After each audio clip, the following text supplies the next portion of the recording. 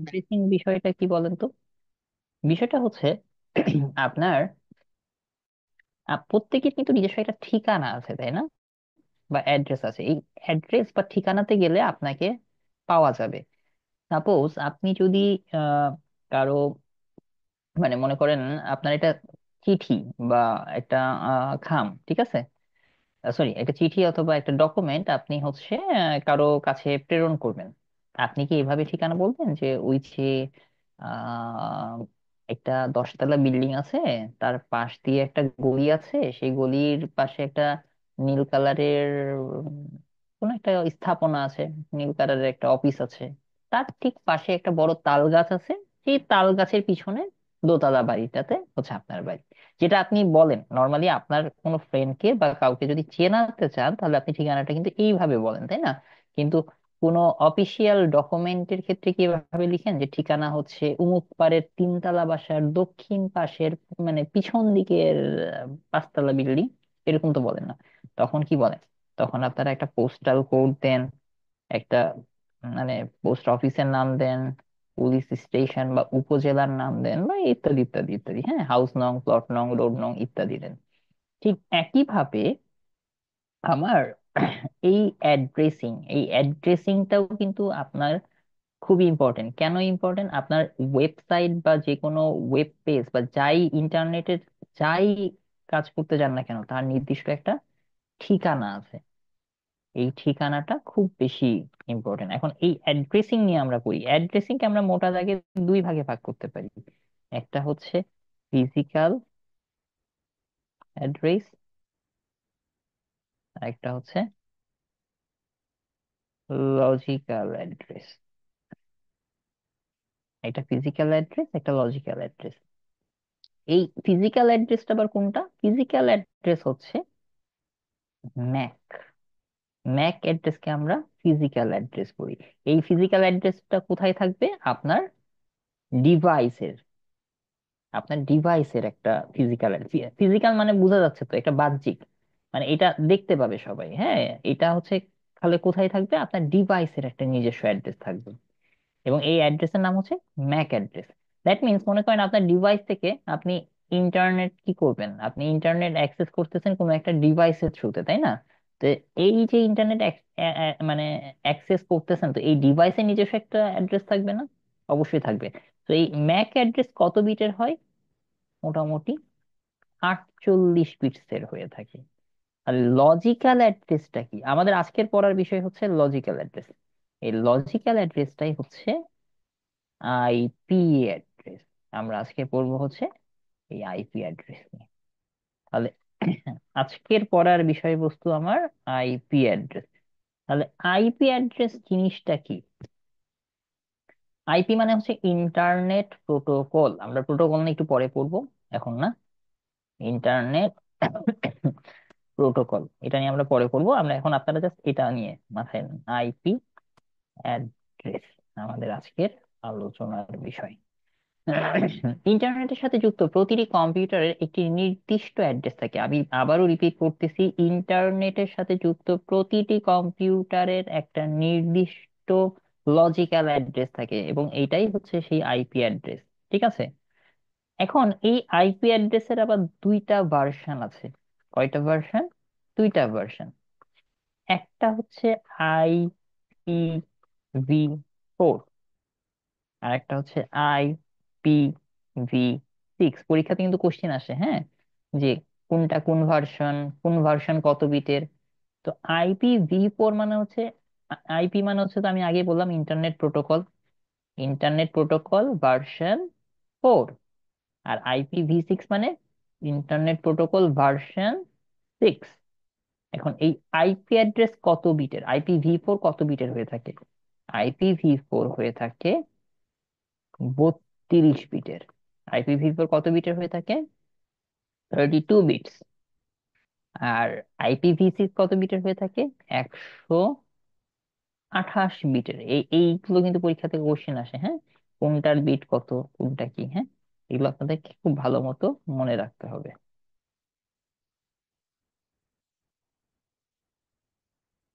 128, 32, Mac address কত? 48 বিটের। এই জিনিসগুলো। ম্যাক অ্যাড্রেস কিন্তু, এই আইপি অ্যাড্রেসের মধ্যে আবার ম্যাক অ্যাড্রেস কি নিয়ে আসে না, ম্যাক অ্যাড্রেস হচ্ছে ফিজিক্যাল অ্যাড্রেস। কি ব্যাপার?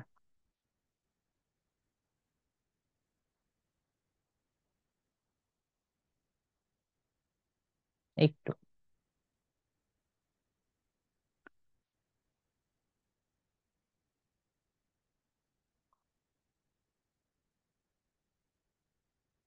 আচ্ছা, একটু থামেন।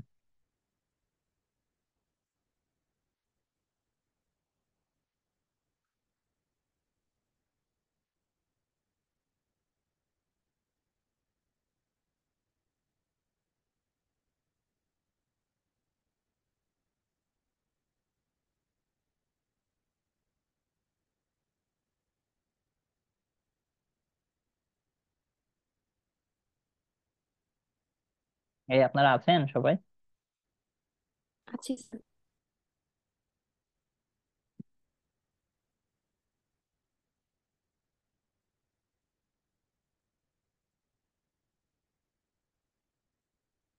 ওকে। সো আমরা যেটা বলছিলাম, হ্যাঁ, যে এই আইপি অ্যাড্রেসের ভার্সন হচ্ছে দুইটা। এখন এই যে IPv4, আমরা এখন একটু IPv4 নিয়ে পড়াশোনা করি। IPv4 মানে কি? আইপির ভার্সন 4। তাহলে এটা কত বিট সম্পূর্ণ? আপনাদের বলছিলাম এটা হচ্ছে 32 বিট সম্পূর্ণ। 32 বিট মানে কত বাইট বলেন তো? কত byte? Sir 4 sir byte. 4 byte. Very good, 4 byte. এখন এই 4 বাইটকে, মানে এই 32 বিটকে আসলে কিভাবে লেখা হয় জানেন? চারটা পার্টে ভাগ করা হয়, ঠিক আছে? এরকম। তাহলে এটা হচ্ছে কত? 8 বিট। 8 বিট। 8 বিট। 8 বিট। ঠিক আছে। তাহলে 8 বিট মানে কত বাইট হইলো বলেন তো? 1 বাইট। এক, এক, এক। তাহলে বোঝা গেছে যে এই 32 বিট বলতেছি এটা আসলে কিভাবে লেখা হয়। চারটা পার্ট করে করে লেখা হয়, এবং চারটা পার্টের প্রতিটাতে কত বিট থাকে? 8 বিট থাকে। এখন আইপি, এই V4 বা IP ভার্সন 4, এই আইপি অ্যাড্রেস গুলা কিভাবে প্রকাশ করা যায়? এটা তিন ভাবে প্রকাশ করে। কয় ভাবে প্রকাশ করে? তিন ভাবে প্রকাশ করে। একটা হচ্ছে ডেসিমেল পদ্ধতিতে, একটা হচ্ছে বাইনারিতে, আর একটা হচ্ছে হেক্সাতে। তাহলে ডেসিমেলে যেটা প্রকাশ করে বলেন তো কয়টা পার্ট হবে? 1, 2, 3, 4, এইরকম পার্ট হবে। হ্যাঁ, এইরকম হয়। 192 মানে আমি একটা উদাহরণ দিচ্ছি, 168.1.100। এটাকে আপনি যদি বাইনারিতে রিপ্রেজেন্ট করেন কতগুলো হবে? কত বিট বিশিষ্ট হবে বলেন তো? 8 বিট। তাহলে 10110110 মানে এই যে এটাকে আপনি 192 কে রিপ্রেজেন্ট করেন কয়টা বিট মিলে? 8টা বিট। ডট। এই 168কে রিপ্রেজেন্ট করেন কয়টা বিট মিলে? 10টা। এককে রিপ্রেজেন্ট করেন 8টা। 100কে 8টা। তাহলে টোটাল কত বিট হইতেছে? 32 বিট। হেক্সাতে যদি রিপ্রেজেন্ট করেন এগুলোকে তাহলে কিভাবে থাকবে বলেন তো? মনে করেন হেক্সাডেসিমেলের কোনো একটা ভ্যালু, 3B, 5B, 8A, 2, এরকম। ঠিক আছে। তাহলে আপনারা যদি এইরকম কিছু একটা দেখেন, 165.10.20.15, এটা দেখে কি বুঝবেন? এটা হচ্ছে একটা আইপি অ্যাড্রেস। তাহলে বলেন তো আইপি অ্যাড্রেস কাদের থাকে? প্রতিটা ইন্টারনেটে যত ধরনের ওয়েবসাইট দেখবেন বা ইন্টারনেটে যাই দেখেন না কেন, ইন্টারনেটের সবকিছুর কি রয়েছে? একটা আইপি অ্যাড্রেস রয়েছে। এই যে ফেসবুক, গুগল ইত্যাদি ইত্যাদি যত ধরনের যত কিছু আছে, প্রত্যেকের আছে কি আছে? আপনার আইপি অ্যাড্রেস আছে। এখন কথা হচ্ছে আমরা কি আসলে আইপি অ্যাড্রেস দিয়ে সার্চ করলে, মানে আসলে কি আমরা আইপি অ্যাড্রেস ধরে সার্চ করি? আপনারা তো আইপি অ্যাড্রেস ধরে সার্চ করেন না। আপনারা কিভাবে সার্চ করেন? www.facebook.com। আপনারা কিভাবে লিখেন? এই কথাটা লিখেন। এই কথাটা আমরা এর আগের দিন পড়ছিলাম না? এটা কি জিনিস বলেন তো? এটা কি? এটা একটা ডোমেন নেম না? জি স্যার। আচ্ছা, মনে আছে? ডোমেন নেম মানে সব মানে সবারই একটা অদ্বিতীয় নাম আছে ইন্টারনেটে সবকিছুর। এই যে অদ্বিতীয় নামটাকে আমরা কি বলি বলেন তো? ডোমেইন নেম বলি না, মনে আছে?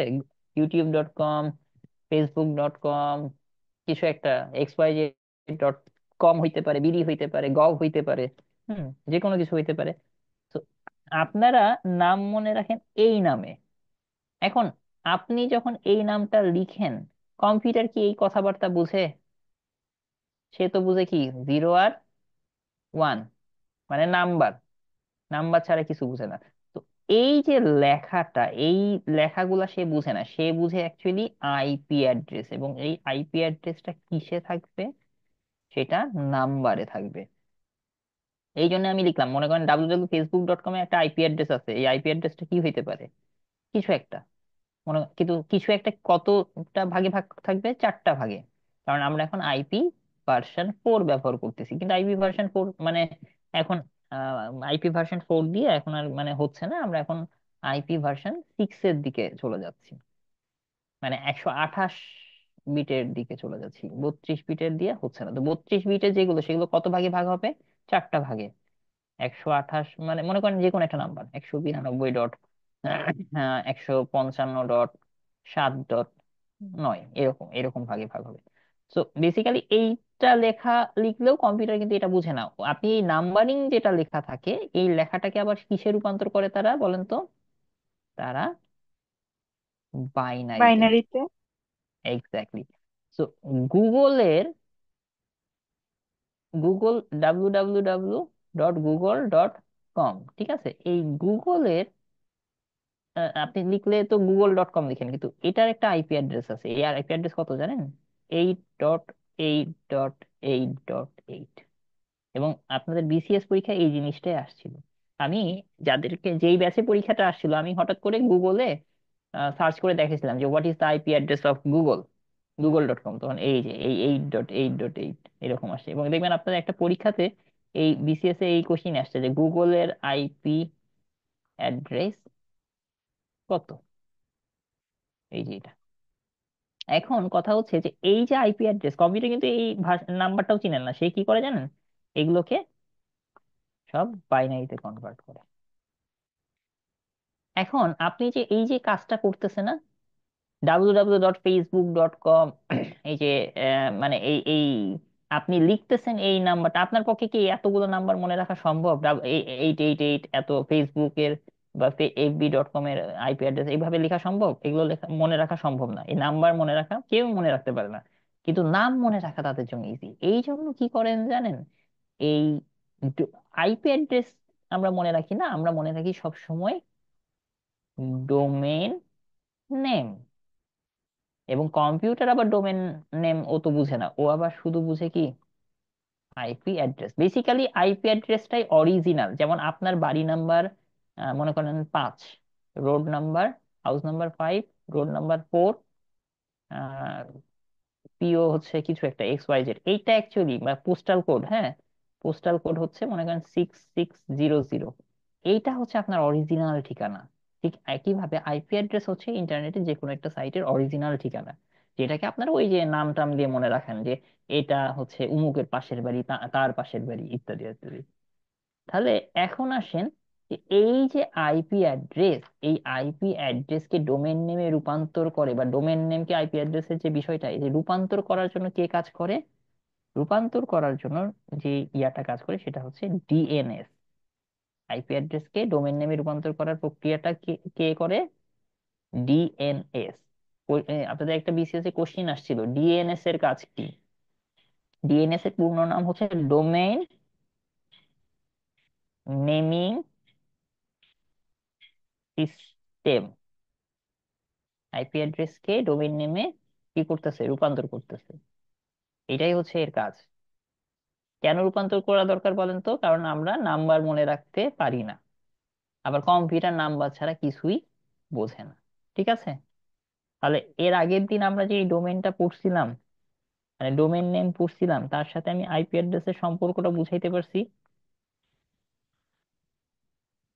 জি স্যার। সবাই ওকে।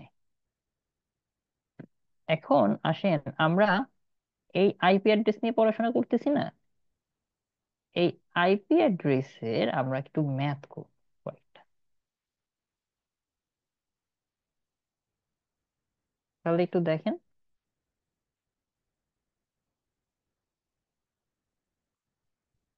আইপি অ্যাড্রেসকে আমরা ক্রাইটেরিয়া অনুসারে 5 ভাগে ভাগ করতে পারি। কয় ভাগে ভাগ করতে পারি? 5 ভাগে। একটা হচ্ছে class A, class B, class C,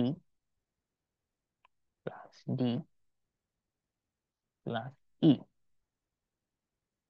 এর মধ্যে নর্মালি এই 3টা ক্লাসই আমরা পড়ি, বা এই 3টা ক্লাস নিয়ে আসলে আপনার আইপি অ্যাড্রেস গুলা সব মানে নামকরণ করা হয়। কিন্তু ক্লাস ডি আর ক্লাস ই কি করে তাহলে? ক্লাস ডি বেসিক্যালি কাজ করে মাল্টিকাস্টে, আর ক্লাস ই তাহলে কোন নেটওয়ার্কিং এ বা কোন জায়গাটায় কাজ করে?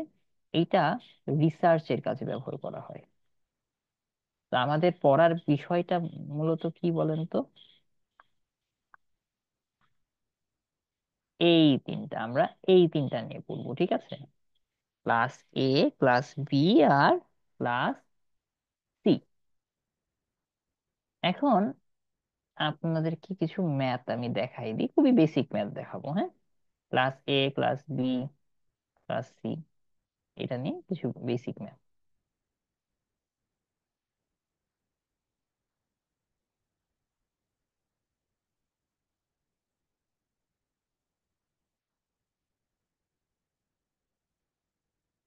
দেখেন। আমরা প্রথমে নেটওয়ার্ক আইডি বের করতে হয় কিভাবে সেটা বের করবো, হ্যাঁ? নেটওয়ার্ক আইডি, নেটওয়ার্ক আইডি কিভাবে নির্ণয় করতে হয়? এখন নেটওয়ার্ক আইডি আপনাদের যদি জানতে হয় বা শিখতে হয় যে কিভাবে নেটওয়ার্ক আইডি বের করতে হয়, এটা জানতে হলে আপনার এই স্ট্রাকচারটা আগে জানতে হবে। স্ট্রাকচারটা কি? নেটওয়ার্ক আইডির ক্ষেত্রে, ও সরি সরি সরি, আগে আগে বলে দিই, শ্রেণী বিভাগ গুলো বলে দিই। আপনি কোনটাকে ক্লাস এ বলবেন, কোনটাকে ক্লাস বি, আর কোনটাকে ক্লাস সি বলবেন, এটা আগে একটু বলে দিই।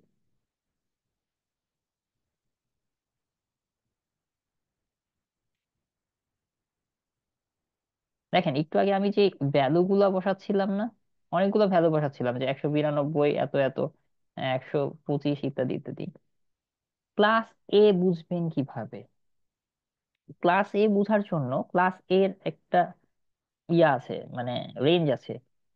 0 থেকে 127 পর্যন্ত ভ্যালুকে আমরা বলি হচ্ছে ক্লাস এ, ঠিক আছে? ক্লাস বি বুঝবেন কিভাবে? 128 থেকে 191 পর্যন্ত যদি থাকে, তাহলে এটাকে আপনি বলবেন হচ্ছে এটা একটা ক্লাস বি। আর ক্লাস সি আইপি বুঝবেন কিভাবে? 192 থেকে 223 পর্যন্ত যদি থাকে, তাহলে আপনি বুঝবেন এটা কি, এটা একটা ক্লাস সি। আমি কি বুঝাইতে পারছি? স্যার এই তাহলে আমি সংখ্যা যদি কি ক্যারেক্টারের? কিসের, এই যে স্যার মানে আমি সংখ্যাগুলো কি? আমি বলি, না না না, একটু দেখেন, আমি বলি আপনাকে। মনে করেন আমি এরকম একটা একটু আগে লিখলাম না, 192.168.10, এই যে প্রথম যে অক্টেট আছে না, এই প্রথম অক্টেটের সংখ্যাটা আপনারা খেয়াল করবেন। এই সংখ্যাটা কত? 192। যদি 192 হয়, বলেন তো কার মধ্যে পড়ছে? 0 থেকে একশো ক্লাস সি। সাতাশ এক্স্যাক্টলি, তাহলে আপনি এটা বলবেন যে এই যে আমি আইপি অ্যাড্রেসটা লিখছি, এই আইপি অ্যাড্রেসটা কোন ক্লাসের মধ্যে পড়ছে? ক্লাস সির মধ্যে পড়ছে। স্যার এক্ষেত্রে কি শুধু প্রথম যে তিনটা প্রথম তিনটা ভ্যালু না, হবে? প্রথম তিনটা ভ্যালু না, দেখেন প্রথমটুকু আমি এখানে ডটের আগের প্রথমটুকু। এই যে দেখেন, এই আমি আপনাদেরকে প্রথমেই শিখাই দিছি আপনার কতগুলা ইয়া হবে। 1 2 3 4, কয়টা অক্টেট? 4টা অক্টেট। এটা একটা অক্টেট, এটা একটা অক্টেট, এটা একটা অক্টেট, এটা একটা অক্টেট। প্রতিটা অক্টেট কি দ্বারা ডিভাইডেড করা? এই যে পয়েন্ট দ্বারা। কি দ্বারা ডিভাইডেড বলেন তো? এই যে এই পয়েন্ট দ্বারা ভাগ করা। এখন এখানে দুইটা সংখ্যা হোক বা পাঁচটা সংখ্যা হোক বা একটা সংখ্যা হোক অথবা তিনটা সংখ্যা হোক, আমি এটা দেখার বিষয় না। আপনি কোনটার দিকে তাকাবেন? পয়েন্ট। এই পয়েন্ট মানে কি বুঝছেন? এটা একটা অক্টেট। এই পয়েন্ট মানে কি বুঝলেন? এটা একটা অক্টেট। এই পয়েন্ট মানে এটা একটা অক্টেট। এই পয়েন্ট মানে এটা একটা অক্টেট। তাহলে বলেন তো, এই প্রথমটা দেখে আমি বুঝবো না যে এটা কোনটা ক্লাস? জি স্যার, ক্লাস 8। হুম। তাহলে 0 থেকে 127 পর্যন্ত কোন ক্লাসে যাবে? স্যার, হুম, বলেন। স্যার আমরা যদি আইপি অ্যাড্রেসটাকে এইভাবে লিখি যে 168.192 আমি লিখি, আপনি কি থামেন, আপনারটাই লিখতেছি। হ্যাঁ, 168 192 হুম ডট ডট 2.8, ডট 8। স্যার এই ক্ষেত্রে কি এটা ক্লাস বি হবে না ক্লাস সি হবে?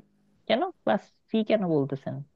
ফার্স্ট তার মানে ভ্যালুটার দিকে দেখেন। জি স্যার, প্রথম অক্টেটটা, তাহলে প্রথম অক্টেটটা দিয়ে কাউন্ট করবো। 100%, এটাই তো বলতেছি। Okay sir. এদিকে তো দেখার তাকানোর দরকার নাই, আপনি এদিকে দেখেন। এটা কি হবে, কোন ক্লাসে পড়বে বলেন? স্যার এটা ক্লাস বি তে পড়বে। Class B. কেন বিতে পড়ছে? কারণ 128 থেকে 191 পর্যন্ত রেঞ্জের ভ্যালুটা কি হবে? Class B. Class B. আমি কি বুঝাইতে পারছি? জি জি স্যার। স্যার। ওকে। তাহলে আমার হচ্ছে আইপি অ্যাড্রেস থেকে আমার চিহ্নিত করা হয়ে গেল যে কোনটা ক্লাস এ, কোনটা ক্লাস বি, কোনটা ক্লাস সি। এখন আমি আপনাদেরকে শেখাবো যে নেটওয়ার্ক আইডি কিভাবে বের করে। নেটওয়ার্ক আইডি, কোনো আইপি অ্যাড্রেসে যদি আপনাকে বলে যে আইপি অ্যাড্রেসের নেটওয়ার্ক আইডি কত, কোন একটা আইপি অ্যাড্রেস বলে দিবে, দিয়ে এই বলবে যে এটা নেটওয়ার্ক আইডি কোনটা, তাহলে সেগুলো একটু বের করা শিখাই। দেখেন, নেটওয়ার্ক আইডি বের করতে হলে আপনাকে আগে নেটওয়ার্ক আইডি কিভাবে কাজ করে সেটা একটু বলে দিই। মানে কার কোনটার, মানে তিনটা class A class B class সির মধ্যে কার নেটওয়ার্ক কয়টা হয় এটা আমি বলে দিই। হ্যাঁ, তো ক্লাস এর ক্ষেত্রে আপনার অক্টেট কয়টা বলেন তো? সবগুলোর ক্ষেত্রে অক্টেট কয়টা? স্যার 4টা। আচ্ছা। দেখুন, 4টা অক্টেট।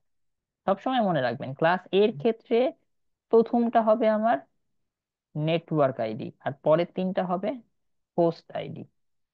কি আইডি? হোস্ট। ক্লাস বির ক্ষেত্রে আমার, এটার ক্ষেত্রেও 4টা, ঠিক আছে। প্রথম দুইটা হবে কি? Network ID. আর বাকি দুইটা কি হবে? Host ID. ক্লাস সির ক্ষেত্রে বলেন তো কতগুলা নেটওয়ার্ক আইডি হবে? স্যার প্রথম তিনটা। এক্স্যাক্টলি। নেটওয়ার্ক, নেটওয়ার্ক, নেটওয়ার্ক, আর কি হবে এটা? হোস্ট হবে। এখন আপনি যেই ক্লাসে আপনার আইপিটা পড়বে, ঠিক আছে, তার যদি নেটওয়ার্ক আইডি বের করতে চান, ঠিক, তাহলে আপনাকে যেটা করতে হবে যে, মনে করেন একটা, আপনাকে আমি একটা আইপি দিলাম, সেই আইপিটা হইলো মনে করেন 115.10.0.15। আমি বললাম যে এই আইপি অ্যাড্রেসের নেটওয়ার্ক আইডিটা বের করেন। কি বের করেন? এই আইপি অ্যাড্রেসের নেটওয়ার্ক আইডি কত?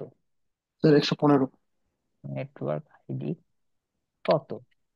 তাহলে যেটা করতে হবে যে, বলেন তো এই তিনটা ভ্যালু, মানে এই ক্লাস এর ক্ষেত্রে 4টা অক্টেট আছে না, তার মধ্যে নেটওয়ার্ক কোনটা? স্যার স্যার শুধু প্রথমটা প্রথমটা। স্যার। প্রথমটা। আর বাকি তিনটা কি? Sir post ID. Host host. ID. তো এই জন্য আপনি আগে ডিটারমাইন করলেন যে এটা কোন ক্লাসে পড়ছে। আপনি বললেন যে স্যার ক্লাস এ তে পড়ছে।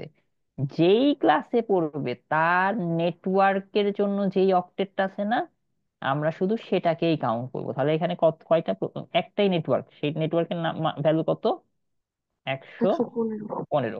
বাকি তিনটাই আমার হোস্ট আইডি। তো এই যে এইটা, এটা, এটা যে কয়টা হোস্ট আইডি হবে সেই হোস্ট আইডি গুলোকে আমি কি করে দিব? 0 করে দিব। বুঝা গেছে? কারণ আমার এখানে কি আইডি বের করতে বলছে? নেটওয়ার্ক আইডি বের করতে বলছে। হোস্ট আইডি কি বের করতে বলছে? মানে হোস্ট আইডির কোনো কথা বলছে? না স্যার। এক্স্যাক্টলি। সুতরাং যখনই আমার নেটওয়ার্ক আইডি বের করতে বলবে, আমার যেই কয়, মানে যেটা নেটওয়ার্ক থাকবে না যে পজিশন পর্যন্ত, সেইটা আমি লিখে দিব। আর বাকি হোস্ট গুলাকে সবগুলা কি করে দিব? 0 করে দিব।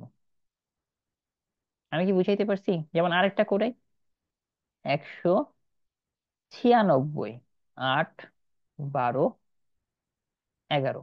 তাহলে একটু বলেন তো কোন ক্লাসে পড়ছে? Sir class B. Class C sir. C. Class B না, ক্লাস সি। ক্লাস বি হচ্ছে 128 থেকে 191 পর্যন্ত, আর ক্লাস সি হচ্ছে 192 সরি থেকে ক্লাস। এক্স্যাক্টলি 223 পর্যন্ত। হ্যাঁ, তো ওই জন্য আমরা এটা মাথায় রাখেন। এখন ক্লাস সি তে পড়ছে, ক্লাস সি তে নেটওয়ার্ক কয়টা হবে?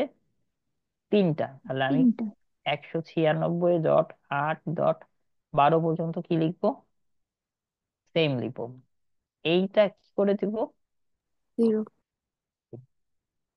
বুঝাতে পারছি? জি স্যার ক্লিয়ার। Okay. আচ্ছা,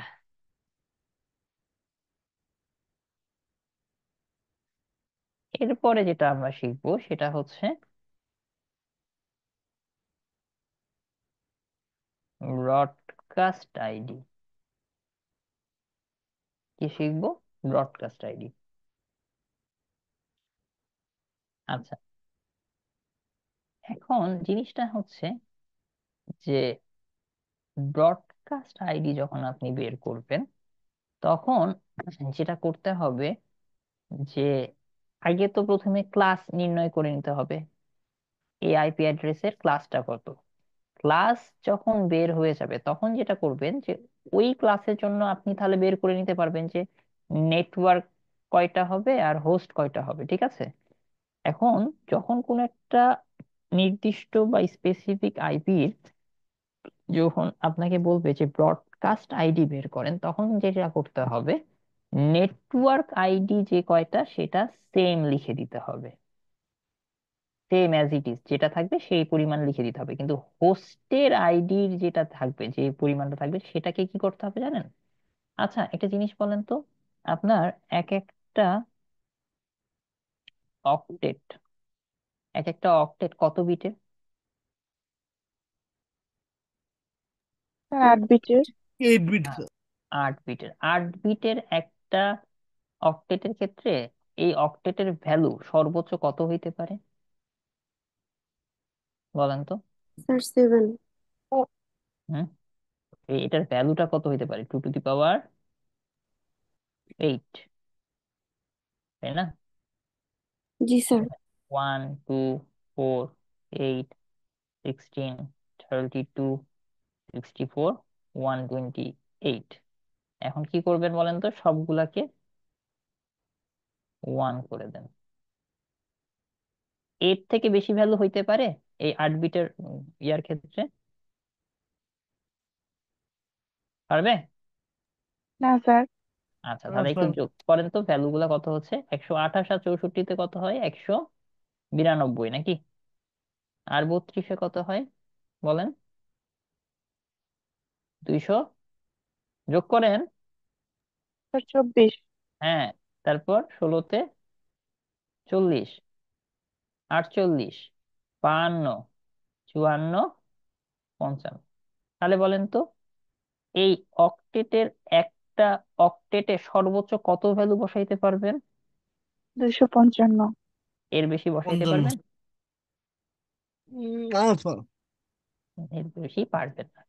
তো যেটা হচ্ছে যে ব্রডকাস্ট আইডি যখন কোনো আইপি অ্যাড্রেসের বের করবেন তখন যেটা করি, নেটওয়ার্কে যে কয়টা আমার ওই আগে তো ক্লাস নির্ণয় করব, ক্লাস নির্ণয় করার পরে ওই ক্লাসের যে কয়টা নেটওয়ার্ক পাবো ওই নেটওয়ার্কটা same as it is, value same লিখে দিব। হোস্টের ক্ষেত্রে যে কয়টা হোস্ট পাবো সেই কয়টা হোস্টের পজিশনে একটা হোস্টের সর্বোচ্চ ভ্যালু যেটা হবে না, সেই ভ্যালুটাই আমি বসাই দিব। উদাহরণ দেই, উদাহরণ দিলে আপনাদের জন্য এটা ক্লিয়ার হবে। যেমন আমি আপনাকে যদি বলি 150.10 হচ্ছে, মনে করেন 20, 10, 30।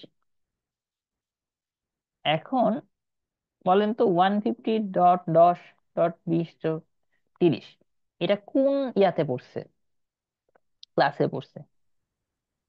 বি।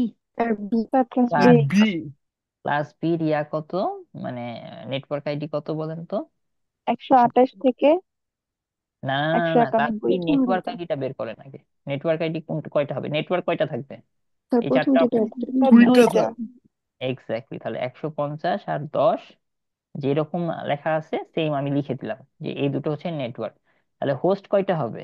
এটা একটা হোস্ট, এটা একটা হোস্ট, তাই না? তাহলে এই হোস্টের ভ্যালুটা আমি কত লিখবো এখানে? স্যার 30। 30 লিখবো? 30 স্যার, স্যার 30। 255। 30 লিখবো কেন, 255 লিখবো। এই এই অক্টেটে আমার বিট কয়টা? 8টা বিট। 8টা বিটের জন্য সর্বোচ্চ ভ্যালু কত হবে এখনই তো দেখলাম, 255 না? জি জি স্যার। স্যার, বুঝতে পারছি। তাহলে এক্স্যাক্টলি, তাহলে হোস্টে আমার সর্বোচ্চ ভ্যালু কত? 255, সেই ভ্যালুটা লিখবো। এটাও তো আমার হোস্ট, এই হোস্টের জন্য সর্বোচ্চ ভ্যালু কত? 255। আমি কি বুঝাইতে পারছি? জি স্যার। আচ্ছা, জি স্যার। আরেকটা করি, সবাই চুপচাপ আছে। আরেকটা করি, একটা ভ্যালু বলি, হ্যাঁ, 193, 191, 105, 2। বলেন কোন ক্লাসে পড়ছে? সি। Sir C. গুড। তাহলে ক্লাস সি তে নেটওয়ার্ক আইডি কয়টা? তিনটা। তিনটা স্যার। তিনটা। আচ্ছা, এটা হচ্ছে হোস্ট। তাহলে যেটা নেটওয়ার্ক আইডি যেটা থাকবে সেটা সেম অ্যাজ ইজ বসে যাবে, হ্যাঁ। হোস্ট আইডির ভ্যালুটা কত করে দিবেন? স্যার 255। 255। 255। গুড। আচ্ছা, এখন যেটা করবেন সেটা হচ্ছে যে এইটা হলো আমার ব্রডকাস্ট আইডি বের হইল, ব্রডকাস্ট আইডি।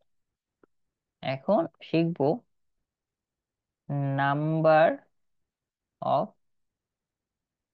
হোস্ট নির্ণয় করা। নাম্বার অফ হোস্ট কিভাবে নির্ণয় করে? তো যেটা হচ্ছে যে দেখেন, হোস্ট নির্ণয় করতে হইলে আবারও ওই মানে আমাদের ওই ব্যাপারটাই ক্লাস নিয়ে, ঠিক আছে, আগে ক্লাস বের করবেন তারপরে হোস্ট নির্ণয় করব। ক্লাস বের করলে কিন্তু হোস্ট নির্ণয় হয়ে যায়। তো দেখি কিভাবে নির্ণয় হয়। মনে করেন আমি একটা দিলাম, হ্যাঁ, 120, 150, 2, 8। বলেন তো এটা আমার কোন ইয়া, কোন ক্লাস? স্যার এ সেকেন্ড ক্লাস। ক্লাস মানে 1। A B B sir. A B. A sir. এর ভ্যালু কত, 0 থেকে 100? স্যার 27 পর্যন্ত। 127। আচ্ছা, তাহলে এটা হচ্ছে ক্লাস অফ এ। এটা যদি ক্লাস অফ এ হয় তাহলে ক্লাস এ তে নেটওয়ার্ক আইডি কয়টা আছে? একটা। একটা। আচ্ছা, একটা স্যার। আর হোস্ট কয়টা আছে? এটা তিনটা হোস্ট, স্যার। তিনটা। এটা হোস্ট, এটা হোস্ট, ঠিক আছে। এখন আপনাকে বের করতে হবে নাম্বার অফ হোস্ট কতগুলা, মানে কতগুলা হোস্ট আপনি কাজে লাগাইতে পারবেন। তো এইখানে আমার কয়টা অক্টেট হোস্টের? তিনটা। 3টা অক্টেট। Very good. তাহলে 3টা অক্টেট যদি হয়, এক একটা অক্টেটে কতগুলা করে আমার বিট বসতে পারে? 8টা করে। 8টা করে, তাই না? তাহলে আমার হোস্টের সংখ্যা কতগুলা হবে? হোস্টের সংখ্যা এখানে দেখেন তো, এখানে কতগুলা হবে? 2 টু দি পাওয়ার 8। এখানে কতগুলা হবে? 2 টু দি পাওয়ার 8। এটা কতগুলা হবে? 2 টু দি পাওয়ার 8, এই সংখ্যক, তাই না? এটাতে 2 টু দি পাওয়ার 8 সংখ্যক, এটাতে কতগুলা? 2 টু দি পাওয়ার 8 সংখ্যক, এটাতে কতগুলা? 2 টু দি পাওয়ার 8 সংখ্যক, নাকি? এতগুলা হোস্ট হবে না? প্রতিটা অক্টেটে কতগুলা করে হোস্ট জি আছে? স্যার। 8টা করে আমার ইয়া আছে, বিট আছে। তাহলে কতগুলো সংখ্যা কত হবে? 2 টু দি পাওয়ার 8 করে। এখন সবগুলাতে যদি 2 টু দি পাওয়ার 8 হয়, তাহলে আমার পাওয়ার বেস সেম, তাহলে আমি পাওয়ার গুলা কি করব? স্যার যোগ করে দিব। যোগ করে দিব। তাহলে হচ্ছে কত? 2 টু দি পাওয়ার কত? 24। আচ্ছা, এখানে একটা বিষয় ব্যাপার আছে। এটা অ্যান্সার 2 টু দি পাওয়ার 24 না। যেটা হচ্ছে এই হোস্ট মানে কি জানেন? নাম্বার অফ হোস্ট মানে আপনি এতগুলা কানেকশন দিতে পারবেন, ঠিক আছে? কিন্তু ব্যাপার হচ্ছে কি, একটা জিনিস মাথায় রাখতে হবে, মানে এটা আসলে নেটওয়ার্কিং এ প্রযোজ্য। 1 নাম্বার পোর্ট আর লাস্টের পোর্ট, হ্যাঁ, এই দুইটা পোর্ট বা দুইটা হোস্ট আপনি সবসময় রিজার্ভ রাখেন। মানে মনে করেন এখানে আসন আছে 2 টু দি পাওয়ার 24টা, কিন্তু দুইটা আসন সংরক্ষিত, রিজার্ভ, কাউকে বসতে দিবে না, ঠিক আছে? তাহলে ওই দুইটা রিজার্ভ আসন বাদ দিয়ে আপনাকে হিসাব করতে হবে না? এই জন্য আপনি স্যার যে অ্যান্সার যেটা হবে সেটা থেকে সবসময় কি করতে হবে? -2 করতে হবে। আমি কি বুঝাইতে পারছি? জি জি স্যার। স্যার। আচ্ছা, তাহলে আরেকটা করি, হ্যাঁ। মনে করেন,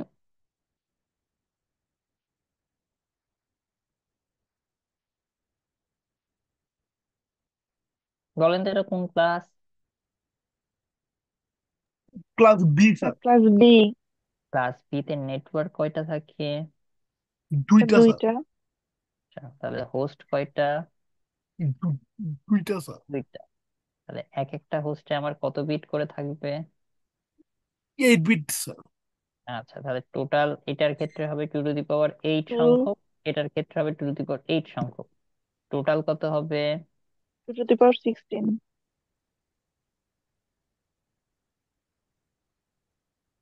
কিন্তু আপনি number of host 2 to the power 16 বলতে পারবেন না, কত -2 বলতে পারবেন? হবে। 2 টু দি পাওয়ার 14 স্যার। পাওয়ার 16 না না না, মাইনাস। 2 টু দি পাওয়ার 14 না বাবা, 2 টু দি পাওয়ার 16। 16টা হচ্ছে পাওয়ার, মাইনাস করবেন 2। এই দুইটা হচ্ছে, মানে এটা কিন্তু পাওয়ার না। এই 2 টু দি পাওয়ার 16 - 2, হ্যাঁ, এটা মানে পাওয়ার না। এই 2 টু দি পাওয়ার 16 মানে কত বলেন তো? মান কত? মনে করেন, আচ্ছা, 2 টু দি পাওয়ার 8 মানে কত? 255। 255। এখান থেকে 2 বাদ দিতে হবে। বুঝাইতে পারছি? তাহলে মনে জি করেন স্যার, হচ্ছে, হোলটা থেকে। জি, 2 টু দি পাওয়ার 9 মানে 512। এরপরে 2 টু দি পাওয়ার 10 মানে 1024। 11 মানে 2048। 12 মানে 4096। 13 মানে হচ্ছে 8128। 14, 16,000। ওই ওই রকমই আর কি, একটু হিসাব করে নিয়েন, মানে হচ্ছে অলমোস্ট ওইখান থেকে 2 বাদ দিতে হবে, ঠিক আছে? মানে পাওয়ার 2 না, 2 টু দি পাওয়ার 16 - 2 করি নাই, কিন্তু আমি লিখছি হচ্ছে 2 টু দি পাওয়ার 16 - 2। এই যে দেখেন, এটা আর এটা সেম না, এটা ভুল, এটা রাইট। আমি কি বুঝাইতে পারছি? জি জি স্যার। স্যার। ওকে, লাস্ট একটা ম্যাথ বুঝাবো, এরপর নতুন টপিকে চলে যাব। আর একটা ম্যাথই আছে, সেটা হচ্ছে সাবনেট মাস্ক। সাবনেট মাস্ক জিনিসটা কি? জিনিস হচ্ছে যে, একটু খেয়াল করে দেখেন, সাবনেট মাস্কিং যখন করতে হয়, আবারও আমাকে কোনো একটা আইপি অ্যাড্রেসের ক্লাস নির্ণয় করতে হবে। মনে করেন আমি একটা আইপি অ্যাড্রেস দিলাম, এটা। তো আগে এইটার আপনি নেটওয়ার্কটা বের করবেন। এটার এটা এটা ক্লাস কি আগে বলেন তো? এটা কোন ক্লাসের? স্যার ক্লাস এ। কি? Class A. ক্লাস এর ক্ষেত্রে নেটওয়ার্ক কোনটা হবে? নেটওয়ার্ক আইডি একটা। এটা তো তার নেটওয়ার্ক আইডি, তাই না? জি স্যার।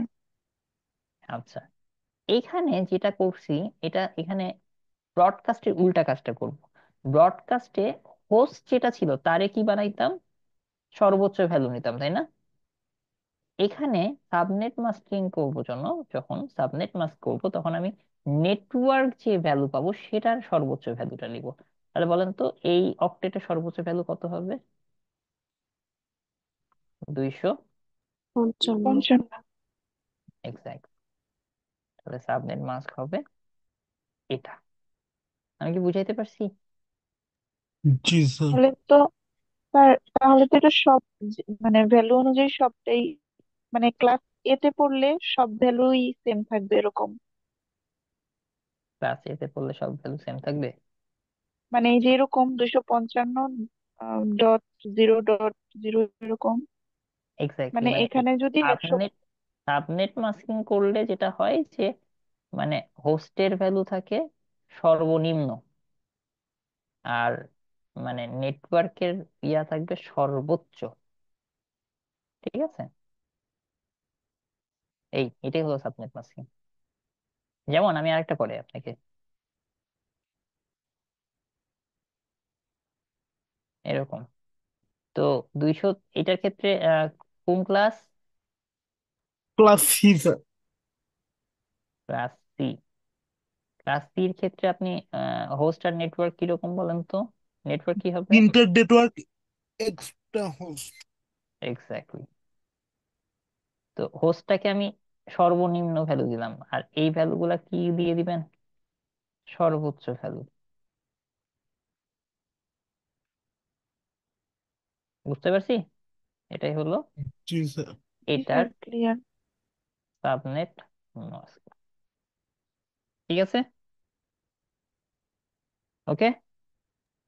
জি স্যার। জি স্যার। বাকি সবার কি অবস্থা? হুম, বাকিরা জি কি স্যার, ঘুমাই গেল বুঝতে জি নাকি? স্যার, পেরেছি। জি স্যার, বুঝতে পারছি। আচ্ছা, ঠিক আছে,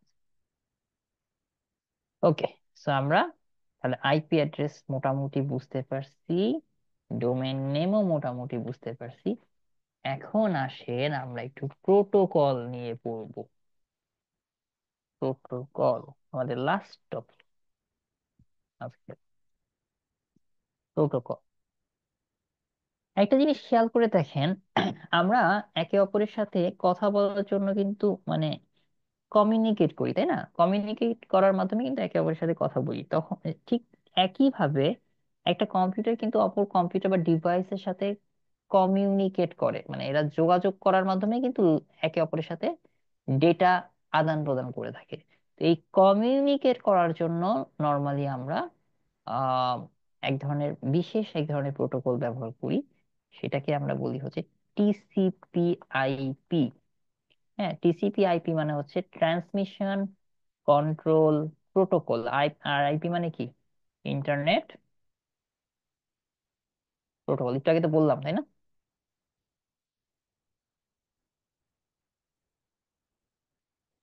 আইপি অ্যাড্রেস পড়ার সময় ইন্টারনেট প্রোটোকল নিয়ে বলছিলাম তখন, হ্যাঁ। তাহলে আমরা মূলত জি স্যার। একটা ডিভাইস আর একটা ডিভাইসের সাথে যোগাযোগ করার জন্য, ডেটা আদান প্রদান করার জন্য তারা কমিউনিকেট করার চেষ্টা করে। তো এই কমিউনিকেট করার জন্য তারা মূলত টিসিপি আইপি প্রোটোকল ব্যবহার করে। এখন আসেন এই প্রোটোকল কথাটা কি। এইটা হচ্ছে কি, মানে টিসিপি আইপি ছাড়া আপনি এক কম্পিউটারের সাথে কোনোভাবেই কমিউনিকেট করতে পারবেন। প্রোটোকলটা কি এটা একটু বলা দরকার। প্রোটোকল হলো এক ধরনের নিয়ম বা অনুশাসন, ঠিক আছে? আমরা একে অপরের সাথে কথা বলার সময় এক ধরনের নিয়ম বা আদব ফলো করি না? মনে করেন আপনি বাসাতে যেভাবে আপনার বাবা মার সাথে কথা বলেন, আপনি কি আপনার ফ্রেন্ড সার্কেলের সাথে এইভাবে কথা বলেন, বন্ধু বান্ধবের সাথে? না, তখন ডিফারেন্ট প্রোটোকল মেনটেন করেন বা ডিফারেন্ট ইউজ করেন। আপনার আপনার আচ্ছা, এক সেকেন্ড।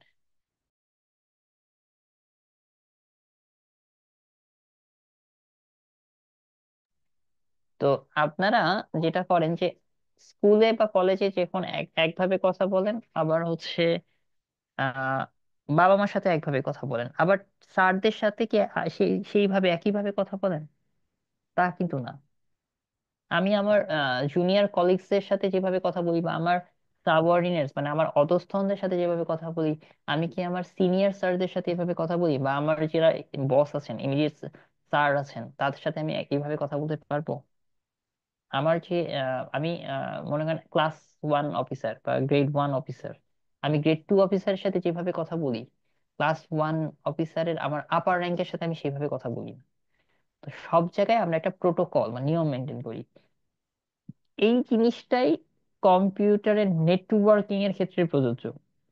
কম্পিউটারের নেটওয়ার্ক গুলো এক বিশেষ ধরনের প্রোটোকল ব্যবহার করে, যে কোন নেটওয়ার্কের কোন ডিভাইসের সাথে যুক্ত হবে, এর তারা একটা প্রোটোকল ইউজ করে। সব ডিভাইস সবার সাথে কানেক্টেড হয় না বা কমিউনিকেট করে না, ঠিক আছে? যখনই প্রোটোকল মিলে গেল, তখনই তারা মানে একে অপরের সাথে ইয়ে করে। মানে আপনাদের ফ্রেন্ডের মধ্যে প্রোটোকল থাকে না, মানে একই রকম বিহেভ করেন, আপনারা কিন্তু ডিফারেন্ট বিহেভ করেন না। ফ্রেন্ড আপনাকে বলতেছে যে আপনি ভালো আছেন, আর আপনি বলবেন যে এই তুই কেমন আছিস, এরকম হয় না। আপনি যেভাবে বলেন, তুমি তুমি করে বললে তুমি তুমি, তুই তুই করে বললে তুই তুই, নর্মালি আপনি করে বলা হয় না ফ্রেন্ডের মধ্যে। তো ওই মিলে গেলে ফ্রেন্ড হয়ে গেলেন। ঠিক একইভাবে প্রোটোকল মিলে গেলে এক কম্পিউটার সাথে কি করতেছে, কমিউনিকেট করতেছে। তো এই কাজটাই করা হয়। আমরা যখন কোনো ফাইল আপলোড করি বা ডাউনলোড করি কম্পিউটারে, তখন কিন্তু এই টিসিপি বা আইপি প্রোটোকল অনুসারে ডেটাগুলো কম্পিউটারে কন্ট্রোল করা হয়। এখন এই প্রোটোকল কিন্তু দুই ভাগে বিভক্ত, আমি একটু আগে বলছিলাম। যে দেখেন, এটা হচ্ছে টিসিপি আইপি। টিসিপি কি করে, ডেটাগুলোকে ছোট ছোট ব্লক বা সেগমেন্টে ভাগ করে ইন্টারনেটে পাঠায় দেয়। আর আইপি কি করে, মনে করেন আমি একটু বলি, এই যে এই এই টিসিপি আইপি প্রোটোকলের মাধ্যমেই তো একটা কম্পিউটারের সাথে আর একটা কম্পিউটার বা ইন্টারনেটে টু ইন্টারনেট কানেক্টেড হয় বা ইয়া হয়। তো যেটা করতেছে টিসিপি, এই টিসিপি কি করতেছে, আপনি আপনি তো নর্মালি ডেটা পাঠাতেছেন, তাই না? ডেটা মানে কি, অনেকগুলো ইনফরমেশনের সমষ্টি। এই ডেটা বা ইনফরমেশনকে সে ছোট ছোট ছোট ছোট সেগমেন্টে ভাগ করে, ভাগ করার পরে কোথায় পাঠাই দিতেছে, ইন্টারনেটে। এখন ইন্টারনেটে তো অসংখ্য ডেটা সেগমেন্ট আছে। টিসিপির পাঠানো এই ডেটাগুলা আইপি কি করে, এখানে আইপি এখানে তো অনেকগুলো কম্পিউটার আছে, ঠিক আছে? এন্ড আইপি নির্দিষ্ট যে ডেস্টিনেশন, মানে আসলে এই ডেটাগুলা পাঠানোর কথা ছিল এক্স কম্পিউটারে, ওয়াই বা জেড কম্পিউটারে না। তখন আইপি করে কি, এই যে সেগমেন্টেড ডেটাগুলাকে সুন্দর করে তার ডেস্টিনেশনে পাঠিয়ে দেয়। একইভাবে বলতে পারি যে এখানে আপনি আছেন, হ্যাঁ, এক্স, আর এখানে আছেন 3 জন ব্যক্তি। তো ওয়াই হচ্ছে আপনার ফ্রেন্ড, এম আর এন অন্য ব্যক্তি। তো এই এক্স কি করতেছে, ওয়াই এর সাথেই কিন্তু তার মানে যোগাযোগ স্থাপন করছে বা কথাবার্তা বলতেছে, এম আর এন এর সাথে করতেছে না। ঠিক একইভাবে এই কম্পিউটারের ডেটা গুলা যাবে হচ্ছে এই কম্পিউটারে, এনাদের কাছে না। তো এই টিসিপি আইপি কি করতেছে, এটার সাথে এই প্রোটোকলটা মেনটেন করে ডেটা নির্দিষ্ট ডেস্টিনেশনে পাঠিয়ে দিতেছে। আচ্ছা, এখন আসেন টিসিপি আইপি প্রোটোকলের ক্ষেত্রে। আচ্ছা, কারো কাছে বই আছে এই টিসিপি আইপি প্রোটোকলের? আমরা মডেল গুলা পড়বো একই সাথে, আমরা ওএসআই এই মডেলটাও আমরা দেখবো। এই দুটোর মধ্যে ঝামেলা হয়ে যায়। তো কারো কাছে যদি কোনো বই থাকে, বইয়ের একটা ছবি তুলে পাঠিয়ে দিতে পারবেন? দেখি আমার কাছে আছে কোন, তাহলে একটু পড়াইতে ভালো হবে, সুবিধা হবে। ছবি দেখে দেখে পড়াইলে। আচ্ছা, আমি একটু কম্পিউটারে দেখি, কম্পিউটার থেকে আচ্ছা বই পাঠাইতে হবে না, থাক আমি কম্পিউটার ইয়াতে দেখে নিচ্ছি, নেটে দেখে নিচ্ছি, নেট থেকে আপনাদের পড়াই।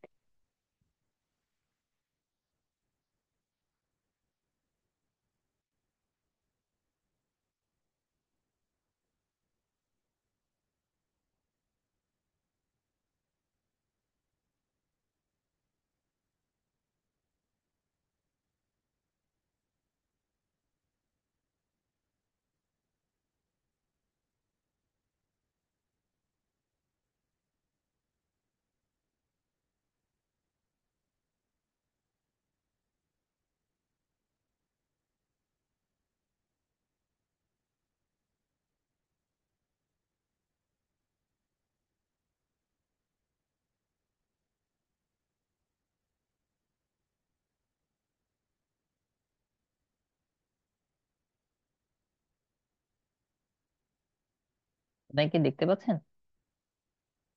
জি স্যার। দেখেন, ওএসআই এর কয়টা লেয়ার আছে? 7টা লেয়ার। যেখানে টিসিপি/আইপি কয়টা লেয়ার আছে? 4টা লেয়ার আছে। এখন এই লেয়ার গুলা নিয়ে আমরা একটু পড়াশোনা করব, হ্যাঁ। সমস্যা হইতেছে যে ইন্টারনেটে এই প্রবলেম গুলা হয়। দেখেন, ওএসআই এর দেখেন একটু খেয়াল করে,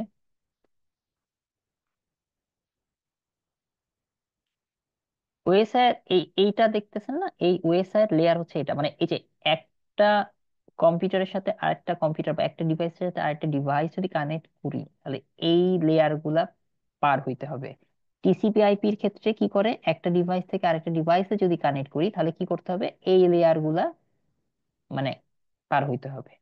এখন দেখেন, ওএসআই এর ক্ষেত্রে লেয়ার বা মডেল হচ্ছে 7 স্তর বিশিষ্ট: ফিজিক্যাল, ডেটা, নেটওয়ার্ক, ট্রান্সপোর্ট। আমি এগুলো কোনটা কি আমি পরে বলতেছি, এটা নিয়ে টেনশনের কোনো কারণ নেই। Session, presentation, application. আর এই টিসিপি/আইপি মডেল, মানে আমরা আজকে তো টিসিপি/আইপি নিয়ে পড়বো, ওএসআইটা আপনারা জাস্ট একটু দেখে নিন, এই 7টা লেয়ার। এখন এই টিসিপি/আইপি লেয়ার কি করছে, ওএসআই এর যে দুটো লেয়ার আছে না, ডেটা লিঙ্ক এন্ড ফিজিক্যাল, এই দুটো মিলে সে একটা লেয়ার বলছে, নেটওয়ার্ক ইন্টারফেস। তারপর 3 নম্বরে যে নেটওয়ার্ক প্রোটোকলটা আছে না, এই মানে এই এই লেয়ারটা আছে না, এই লেয়ারটা, এটা এটা না হচ্ছে নেটওয়ার্কই বলছে, বেসিক্যালি এটাকে আমরা ইন্টারনেট লেয়ার বলি। এই নেটওয়ার্কে আমরা বলি ইন্টারনেট। 3 নাম্বারটা হইতেছে ট্রান্সপোর্ট, এই 3 নাম্বারটা এরাও ট্রান্সপোর্টই রাখছে। 4 নম্বরে সেশন, প্রেজেন্টেশন, অ্যাপ্লিকেশন, এই তিনটাকে এরা অ্যাপ্লিকেশন বানাই ফেলাইছে। বুঝা গেছে? তাহলে এখানে ফিজিক্যাল আর ডেটা লিঙ্ক দুটো মিলে নেটওয়ার্ক হয়ে গেছে, এই নেটওয়ার্কে এরা নেটওয়ার্কই রাখছে, এটাকে আমরা ইন্টারনেট বলবো, সমস্যা নেই। ট্রান্সপোর্টকে ট্রান্সপোর্টই রাখছে, সমস্যা নেই। আর তিনটা সেশন, প্রেজেন্টেশন, অ্যাপ্লিকেশন হয়ে গেছে অ্যাপ্লিকেশন। এখন আমি এই লেয়ার গুলা আলাদা আলাদা করে আপনাদেরকে একটু বর্ণনা করে বলতেছি, ঠিক আছে? এটার জন্য আমার আবার ইয়াতে চলে যেতে হবে, ওয়াইনোটে চলে যাব। আপনারা এখনো বুঝতে পারবেন না, সমস্যা নেই, আমি বুঝাই দিতেছি, এটা নিয়ে টেনশনের কোনো কারণ নাই। আচ্ছা,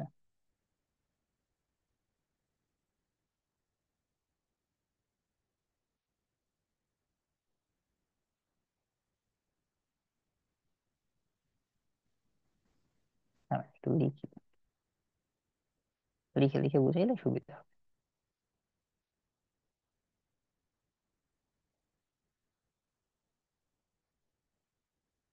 তাহলে আমার টিসিপি/আইপি,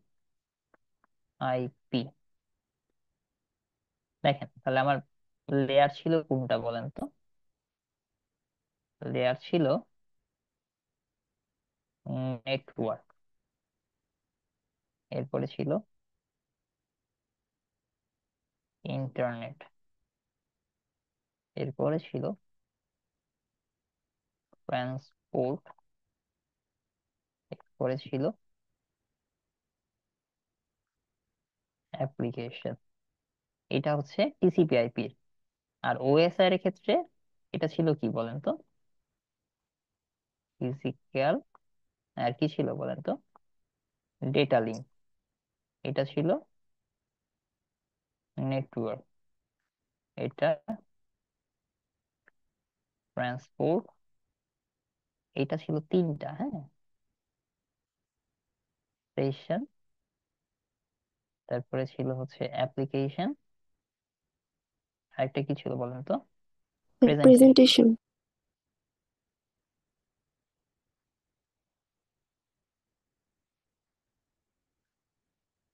অ্যাপ্লিকেশন। আচ্ছা, তাহলে এখন দেখেন, আমরা একটু ভাগ করে করে পড়ি। আমরা প্রথমে পড়বো হচ্ছে নেটওয়ার্ক, মানে নেটওয়ার্ক লেয়ার, বুঝছেন? এখন এই লেয়ারে আসলে কি হয় জানেন? ডেটা, এই লেয়ারটা কি নিয়ে কাজ করে? ওই যে আমি বলছিলাম না, ডেটা ওই ছোট ছোট প্যাকেটের আকারে ভাগ করে নেয়, সেগমেন্টে ভাগ করে। তো ডেটাগুলা কিভাবে সেন্ড হবে নেটওয়ার্কে, এই নেটওয়ার্ক লেয়ার সেই বর্ণনাটাই করে, ঠিক আছে। নর্মালি আমার কি হয় বলেন তো, কম্পিউটারে, যে কোনো একটা কম্পিউটারে, মনে করেন এটা আপনার কম্পিউটার, আর আপনি ইন্টারনেটের মাধ্যমে যুক্ত হয়ে কি করতেছেন, ইন্টারনেট থেকে ডেটা আপনি কি করতেছেন, ডাউনলোড করতেছেন, অথবা ইন্টারনেট থেকে হয় ডেটা আপনি ডাউনলোড করছেন অথবা ডেটা আপনি আপলোড করছেন। তো এই যে ডেটা ডাউনলোড বা আপলোড করছেন, এই ডাউনলোড করতেছেন কই থেকে? ডেফিনেটলি এখানে একটা কি আছে, সার্ভার আছে। ওই যে পড়াইছিলাম না, ইউটিউবে যে গান টান শুনেন বা অনেক কিছু দেখেন, সেগুলো আসলে কোথায় থাকে? কোনো না কোনো সার্ভারে তো রক্ষিত আছে, তাই না? তাহলে এই সার্ভার গুলার সাথে আবার কমিউনিকেট করতেছেন কিভাবে?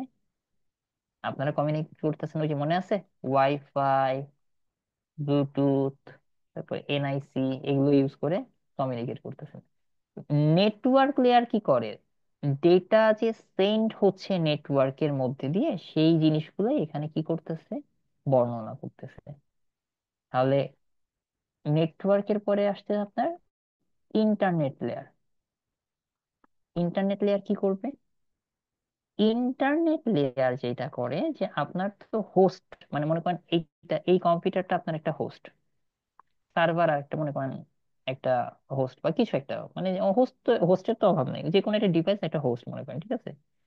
তো ইন্টারনেট লেয়ার কি করতেছে, এই যে একটা হোস্টের সাথে আরেকটা হোস্টে কমিউনিকেট করাই দিতেছে, একটা হোস্টের সাথে আরেকটা হোস্টে কমিউনিকেট করতেছে কোন লেয়ার, ইন্টারনেট লেয়ার।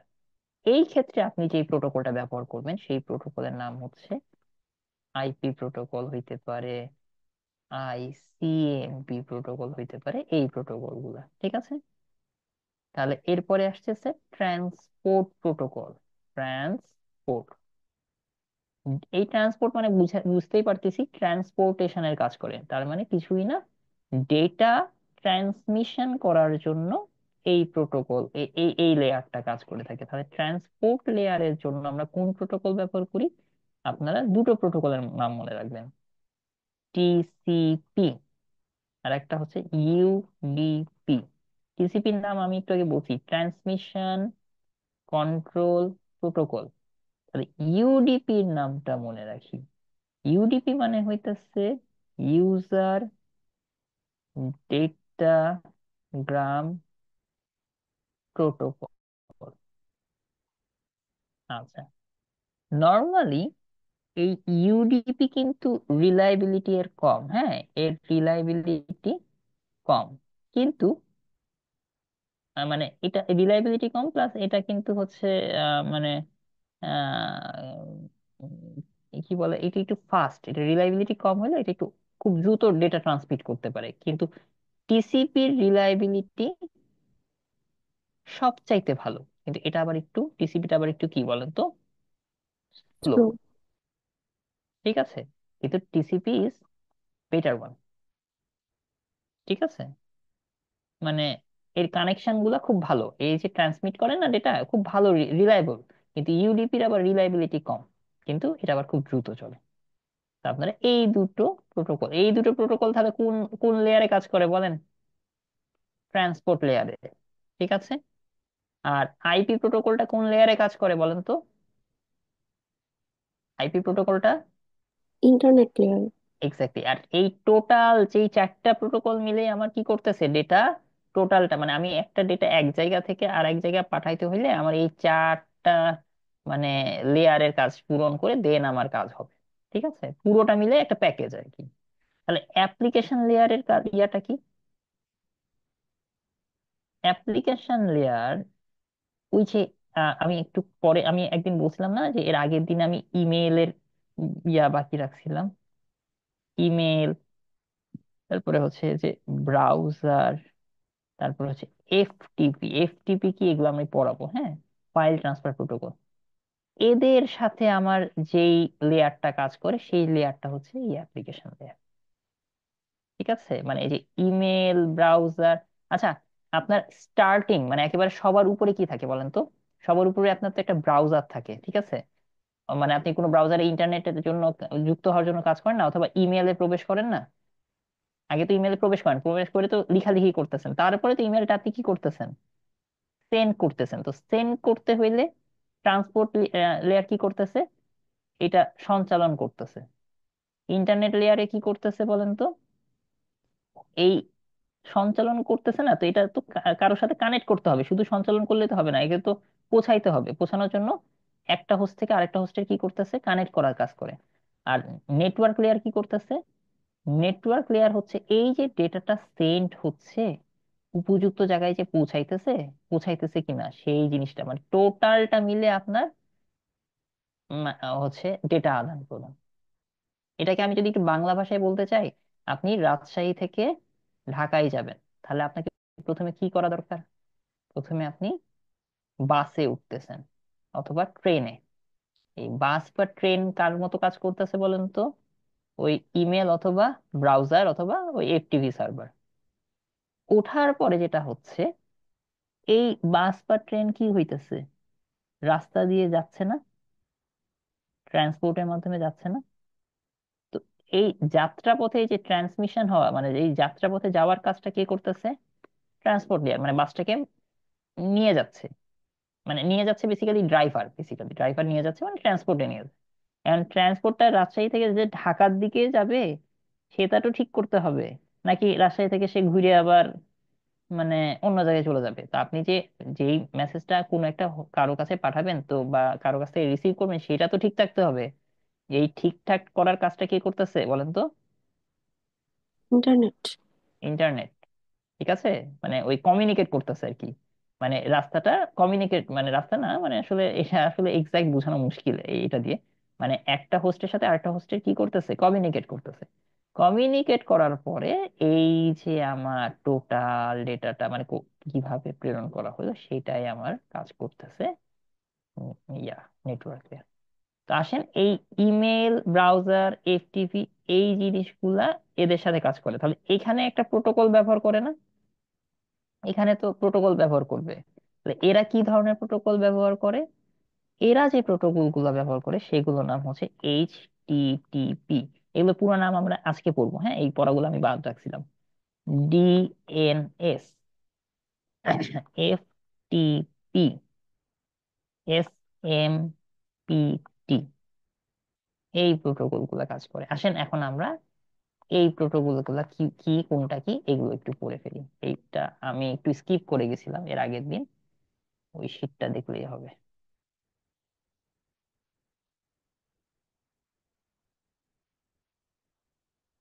তো আমি ইন্টারনেটে ক্লিক করতেছি আর ডেটা চলে যাচ্ছি, এত সহজ না, ঠিক আছে? বা আমি যে আসলে মানে মনে করেন এই যে ফেসবুকে কানেক্টেড হচ্ছেন, হ্যাঁ, আপনি মেসেজ দিচ্ছেন একজনকে, মেসেজটা যে তার কাছে যাচ্ছে, যাত্রাপথে তো অনেক কিছু হইতে পারে, অনেক কিছু তো হচ্ছে না, যাচ্ছে তার কাছে। এই যে যাত্রাপথে যাচ্ছে, এই যে ডেটা বহন করতেছে, বহন করে উপযুক্ত মানুষের কাছেই ডেটা পৌঁছাই দিচ্ছে, এত কিছু হয় এই এত এত লেয়ার মানে পার করে আর কি, ঠিক আছে? সো এই জিনিসগুলা মানে দিয়ে আপনার ঠিকঠাক মতো আপনার জায়গা মতো যাচ্ছে, এই জিনিসগুলা খুব ইম্পর্টেন্ট। ওকে, আমরা একেবারে লাস্টের দিকের পার্ট গুলা চলে আসছে আজকের পড়া। ঘুমাই টুমাই গেলেন নাকি আপনারা? না স্যার, আছে। ওকে, টিল নাও যা পড়াইছি হালকা পাতলা কি বুঝছেন? জি স্যার। খুবই কি কঠিন, অনেক কঠিন মনে হচ্ছে না?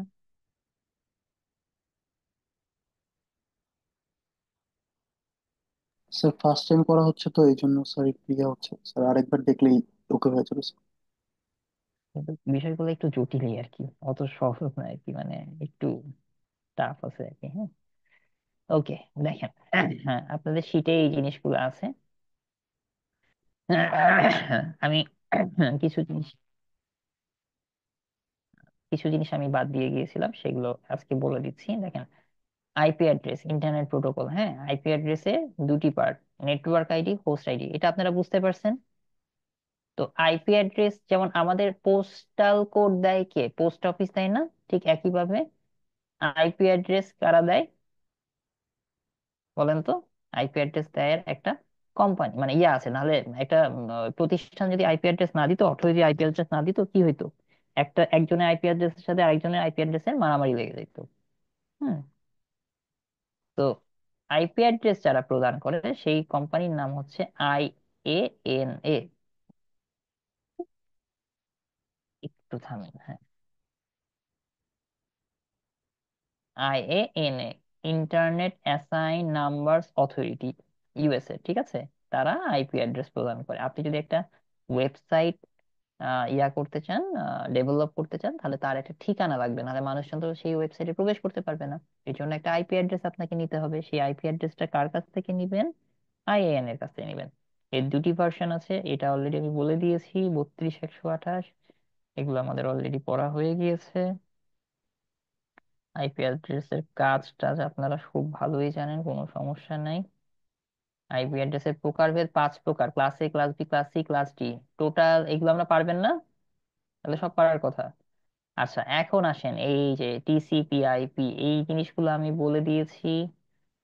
সারা বিশ্বে ইন্টারনেট যুক্ত হওয়ার জন্য সেই প্রোটোকল, সেটা TCP/IP, এটা হয়ে গিয়েছে। VoIP আমাদের আসলে অতটা প্রয়োজন নাই, কারণ VoIP এখন আর চলে না, এখন হোয়াটসঅ্যাপের যুগ, তাই না? আপনারা সবাই হোয়াটসঅ্যাপ ইউজ করেন না, end to end data inscription. তো এখন মেসেঞ্জার, স্কাইপ এগুলো ইউজ করে। আসেন এই প্রোটোকল গুলা, এই যে দেখেন এইখানে যত প্রোটোকল আছে, এই প্রোটোকল গুলো একটু আগে আমি বলেছিলাম, তো এই প্রোটোকল গুলাই আমরা একটু পড়বো, হ্যাঁ।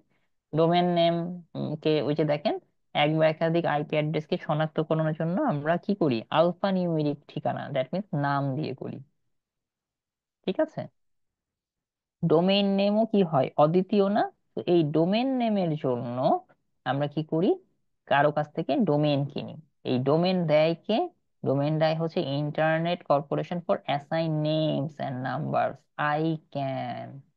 দেখেন এটা ঝামেলা বাঁধে। আইপি অ্যাড্রেস দেয় কে? IANA। আর ডোমেইন নেম কে দেয়? ICANN। দুটো আলাদা, হ্যাঁ, এই জিনিসটা একটু দেখবেন। তারপর যেটা হচ্ছে যে ডোমেইন নেমের দুটো অংশ, এগুলো আমরা পড়াই দিছি already, top level domain, .gov.com, এগুলো পড়াইছিলাম না? এগুলো কি পড়াইছি? না স্যার, এগুলো পড়ানো হয়নি। আচ্ছা, যদি পড়ানো না হয় তাহলে আমি একটু বলে দিই। আপনি একটা ডোমেন দিয়ে, মানে ডোমেন নেম দিয়ে বুঝতে পারবেন যে এই ডোমেন নেমটা আসলে কি কাজে ব্যবহার করা হয়।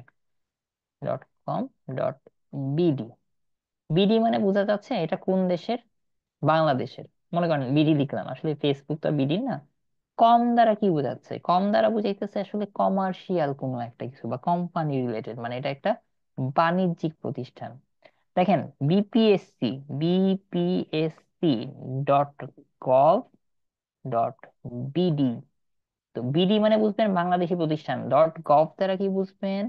যে একটা রাষ্ট্রীয় প্রতিষ্ঠান বা গভর্নমেন্ট, ঠিক আছে? একইভাবে যে কোনো প্রতিষ্ঠানের নামের আগে থাকে, যেমন RC, আমি রাজশাহী কলেজের একজন শিক্ষক হিসেবে আছি, তো RC.gov.bd, RC.gov.bd, ঠিক আছে?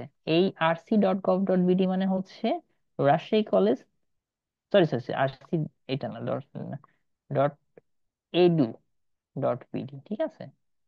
এডু দ্বারা কি বুঝবেন? এটা একটা শিক্ষা প্রতিষ্ঠান। আসলে রাজশাহী কলেজে দুটোই আছে, হ্যাঁ, RC.gov.bd আছে, RC.edu.bd, দুটোই আছে। তো আমরা আসলে মানে gov.bd টাই বেশি ইউজ করি। আর এডু, এডু আছে কিন্তু এডু কম ইউজ করা হয়। তো এইভাবে প্রতিটারই নাম দেখে আপনি বুঝতে পারেন, যেমন কোয়ান্টাম ফাউন্ডেশন, হ্যাঁ, QM.org.bd, অর্গ দ্বারা বুঝাবেন এ একটা সংস্থা, অর্গানাইজেশন। এরকম আপনি এই .org, এই এই জিনিসগুলা আপনারা তাহলে দেখলেই, একটা ডোমেইন নেম দেখলেই বুঝতে পারবেন এটা কি ধরনের প্রতিষ্ঠান, কোথাকার, ঠিক আছে? ওকে। বাংলা ডোমেইনও আছে, যেটা 2016 সালে চালু হয়, কিন্তু এটা খুব একটা মানে ইয়া না। আমাদের জন্য ইয়াটা হইতেছে যে স্বীকৃত ডোমেন হইতেছে .বাংলা.বিডি। ডট ডট বিডিটাই বেশি ইউজ করি আমরা। আচ্ছা, এইচটিএমএল নিয়ে একটু বলি। আমরা ওয়েবসাইটে যেই ওয়েব পেজ গুলো মানে ওয়েবসাইট গুলো দেখি, সেইগুলো ডেভেলপ করার জন্য যে ল্যাঙ্গুয়েজটা ব্যবহার করা হয়, সেই ল্যাঙ্গুয়েজের নাম হচ্ছে HTML, hyper text markup language. তো আপাতত এইটুকুই দেখেন। এইচটিএমএল নিয়ে আমার মনে হয় খুব বেশি কিছু পড়ার দরকার নাই। যাই হোক, ইয়াগুলা কই? আচ্ছা, আমি যেগুলো শিখাইতে চাচ্ছিলাম সেগুলো একটু দেখাই। চলে আসি, দেখেন। এই প্রোটোকল গুলা নিয়ে আমি একটু কথা বলবো, ঠিক আছে? FTP, DHCP, HTTP, HTTPS. দেখেন, এফটিপির পূর্ণরূপ হচ্ছে ফাইল ট্রান্সফার প্রোটোকল। আপনি ইন্টারনেট ব্যবহার করে যখন এক কম্পিউটার থেকে আরেক কম্পিউটার কি করেন, ফাইল ট্রান্সফার করেন, বা এক কম্পিউটার থেকে নর্মালি ফাইল ট্রান্সফার মানে কি, মনে করেন সার্ভারে কিছু একটা আছে, মনে করেন একটা মুভি আছে বা কোন একটা গান আছে, সেটা কি করতেছেন, আপনার কম্পিউটারে ডাউনলোড করতেছেন। ডাউনলোড করার জন্য আমরা কি ইউজ করব? ডেফিনেটলি প্রোটোকল ব্যবহার করব। তাহলে আমরা কোন প্রোটোকলটা ব্যবহার করব বলেন তো? এফটিপি প্রোটোকল ব্যবহার করব। যে কোনো ফাইল আপনি ট্রান্সফার করার জন্য যেই প্রোটোকলটা ব্যবহার করবেন, সেই প্রোটোকলের নাম কি বলেন তো? এপি। FTP protocol. এখন আসেন, আপনি কোনো একটা ওয়েবসাইটে কোনো কিছু লেখালেখি পড়তেছেন, বা কোনো একটা ওয়েব পেজে বা ওয়েবসাইটে যাবেন, তখন কি কি লেখা থাকে জানেন বলেন তো? এইচটিটিপি এরকম লেখা থাকে না? www.xyz.com। এই এইচটিটিপি মানে কি? কোনো কিছু, আপনি যখন কোনো একটা ওয়েব পেজে বা ওয়েবসাইটে ঢুকে কোনো তথ্য আহরণ করবেন, বা তথ্য তথ্য যা কিছু মানে পড়েন বা দেখেন, বা যে কোনো টেক্সট যাই করেন, যে কোনো একটা ওয়েব ইয়া করেন না কেন, সেই ক্ষেত্রে আমরা যে প্রোটোকলটা ব্যবহার করি সেটা হচ্ছে এইচটিটিপি। তার পূর্ণরূপ হচ্ছে হাইপার টেক্সট ট্রান্সফার প্রোটোকল। কি ট্রান্সফার করতেছে? হাইপার টেক্সট সে ট্রান্সফার করতেছে, এবং এটা একটা প্রোটোকল। তাহলে এইচটিটিপি আর এইচটিটিপিএস এর মধ্যে তফাৎটা কি? সেম জিনিস, একটা হচ্ছে লাস্টের এসটা হচ্ছে গিয়া মূল ব্যাপার। Hyper text transfer protocol secured, এটা হইতাছে সিকিউর। কোন কোন ওয়েব ফাইল ওয়েবসাইটে গেলে দেখবেন যে এটা আপনার জন্য নিরাপদ না। Website is not secure. যে কোনো লিংকে ক্লিক করলে কি হইতে পারে? হ্যাকিং এর শিকার হইতে পারে। ওরা বলে দেয় যে কানেকশন ইজ নট প্রাইভেট, এখান থেকে মানে প্রবেশ করা সামনে প্রবেশ করা আপনার জন্য ক্ষতিকর, বা নিজ দায়িত্বে প্রবেশ করবেন। এইটাকে আমরা বলি হচ্ছে নর্মাল এইচটিটিপি। কিন্তু যেই ওয়েবসাইট গুলো মোটামুটি সিকিউর, প্রবেশ করলে ভয়ের কোনো কারণ নেই, সেগুলোকে আমরা বলি HTTP S. S stands for secure. Okay. আচ্ছা, তো মোটামুটি আমরা এইটুকু বুঝে ফেললাম, বা এইটুকু জানা হয়ে গেল। এখন আসেন আমরা ইমেইলের প্রোটোকল গুলো একটু পড়ি। ইমেল প্রোটোকল বললে মোটামুটি আমাদের ইমেইলের প্রোটোকল পড়ে আছে। এই শিটগুলো মনে হয় আপনাদের কাছে আছে না? জি স্যার। ওকে, থামেন, ইমেল প্রোটোকল গুলো একটু দেখি।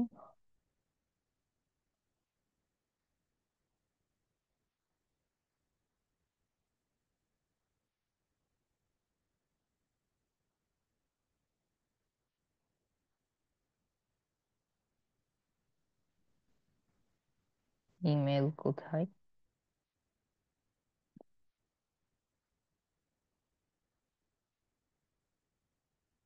ইমেলের ইয়াগুলা কোথায়? SMTP, pop, UP. স্যার দৈনন্দিন জীবনে যে আইসিটি আছে স্যার ওইটার ভিতরে আছে। ও আচ্ছা।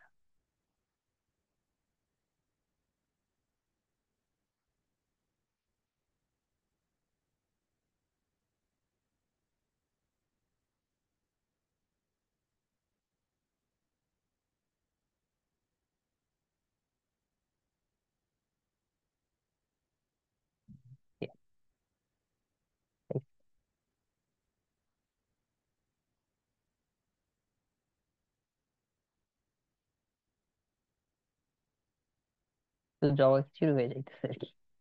যাই হোক, আসেন, ইমেইলের জন্য তাহলে প্রোটোকল দরকার, তাই না? ইমেইলের প্রোটোকল গুলা কি কি একটু জেনে নিই, ঠিক আছে? মানে যেই প্রোটোকল ব্যবহার করে কি হয়, মেইল আদান প্রদান করা হয়, সেইগুলো আমাদের একটু জানতে হবে না? তো ইমেইলে কি হয় বলেন তো? একটা হচ্ছে ইনকামিং মেল আর একটা হচ্ছে আউটগোয়িং মেল, তাই না? তো দেখেন, ইনকামিং মেইলের জন্য আমরা যেই প্রোটোকল ব্যবহার করি, সেই প্রোটোকল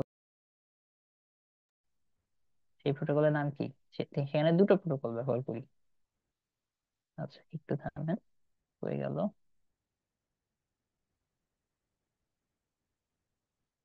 একটা হইতেছে যে পপ, POP, ঠিক আছে?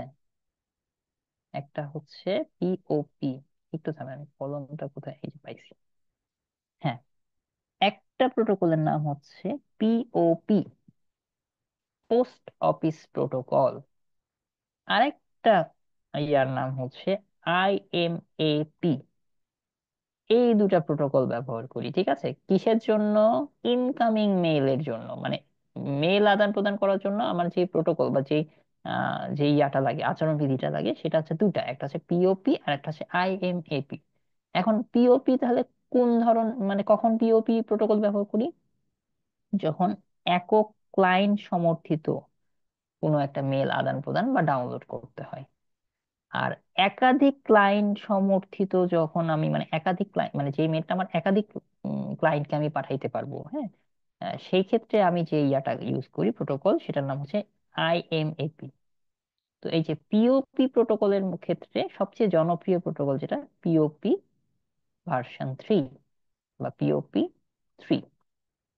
বুঝা গেছে? আমরা তো একটা মেল কিন্তু একক ক্লায়েন্টের কাছেও দিতে পারি, একাধিক ক্লায়েন্টের কাছেও দিতে পারি না, একই মেল।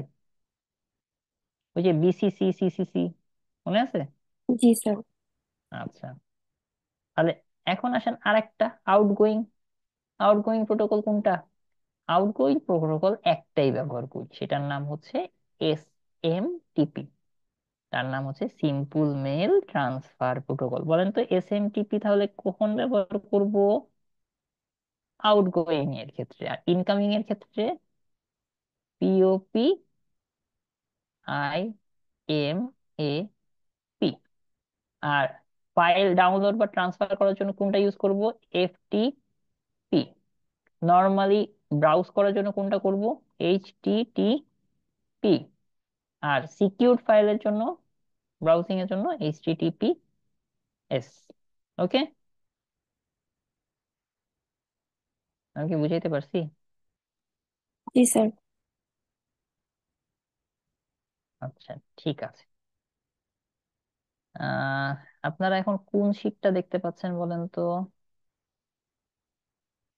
Sir Wikipedia. ওই যে উইকিপিডিয়া, ওয়েব ব্রাউজার দেখতে পাচ্ছেন? জি স্যার।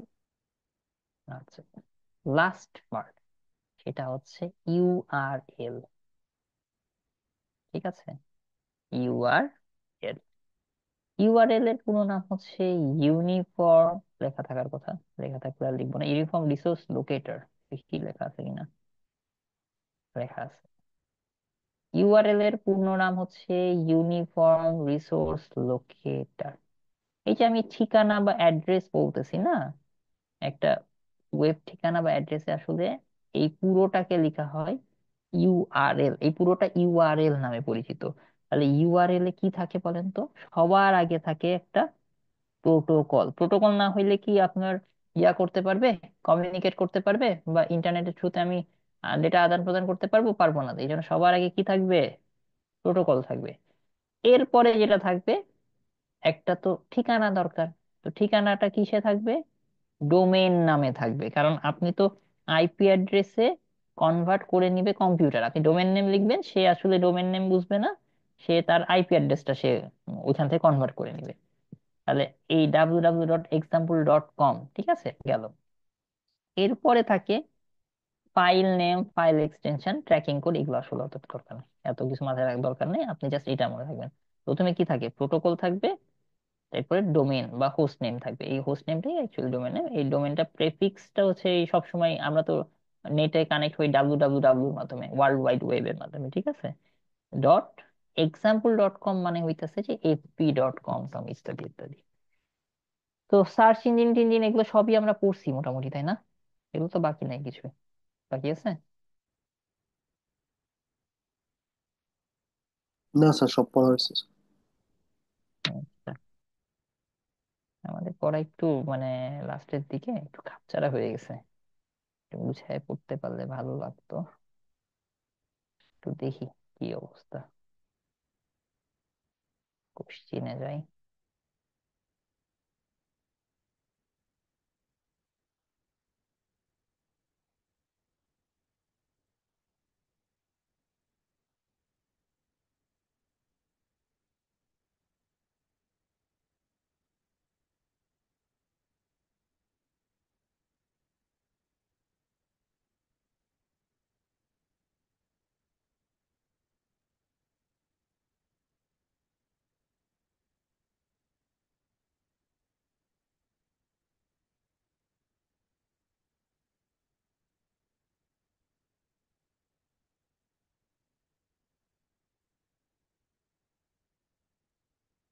দেখতে পাচ্ছেন? জি sir.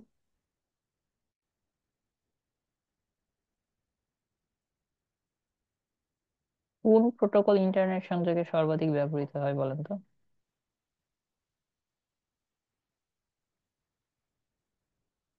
Sir TCP IP. Hmm, TCP দিয়ে কি বোঝানো হয়? প্রোটোকল। প্রোটোকল। আইপিভি6 কত বিটের?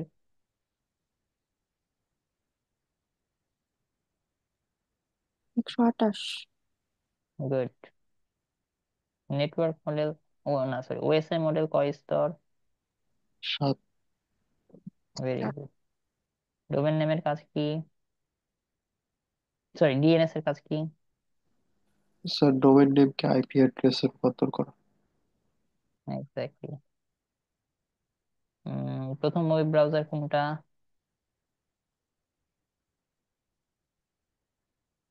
তব নেট ক্যাপ নেভিগেটর মনে হয়। নিচের কোনটি ছাড়া ইন্টারনেট অ্যাক্সেস সম্ভবই না বলেন তো? ব্রাউজার। ভেরি। আচ্ছা, ওয়েব সার্ভার, অ্যাপাচি কি? এটা একটা সার্ভারের নাম, ঠিক আছে। আর মাইক্রোসফটের আইএস কি? এটাও একটা সার্ভার। তো এই ওয়েব সার্ভারটা আমাদের বাদ পড়ে গেছে, আপনারা একটু বই থেকে দেখাই নিন, দেখে নিন, ঠিক আছে। আচ্ছা, কোন চিহ্নটি ইমেলের ঠিকানায় অবশ্যই থাকে বলেন তো? Sir at the rate. Email at the ব্যবহারে অধিক জনপ্রিয় প্রোটোকল কোনটা? Sir pop 3। Very good. Rate. Email আদান প্রদানে ব্যবহৃত এসএমটিপির পূর্ণরূপ কোনটা? Sir simple mail transfer protocol. Exact. এটা তো মেইলের ক্ষেত্রে প্রযোজ্য, তাই না? জি স্যার। আচ্ছা, ঠিক আছে। তো ভালোই পারছেন, সবই পারছেন। উম আচ্ছা, এখানে তো মনে হয় 43 পর্যন্ত আছে, একটু থামেন দেখি। 44 45 কই আছে? আমার কাছে 46 নাই, বুঝছেন।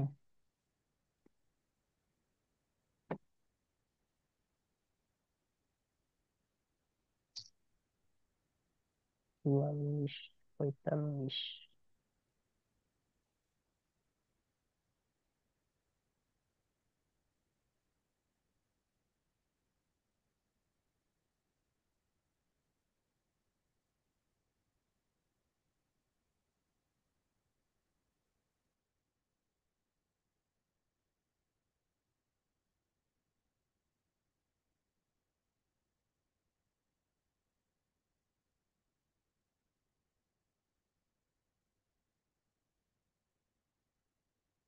গুগলের ডিএনএস সার্ভারের আইপি অ্যাড্রেস কত? Sir sir 8.8.8. 888. গুড। ইন্টারনেটের মাধ্যমে তথ্য আদান প্রদানের জন্য সর্বাধিক ব্যবহৃত প্রোটোকল কোনটা? Sir TCP IP. TCP IP. Exactly. চারটাই প্রোটোকল, হ্যাঁ, এইচটিটিপি, এফটিপি সবই, কিন্তু এফটিপি কিসের প্রোটোকল বলেন তো? Sir file transfer protocol. Hmm, good.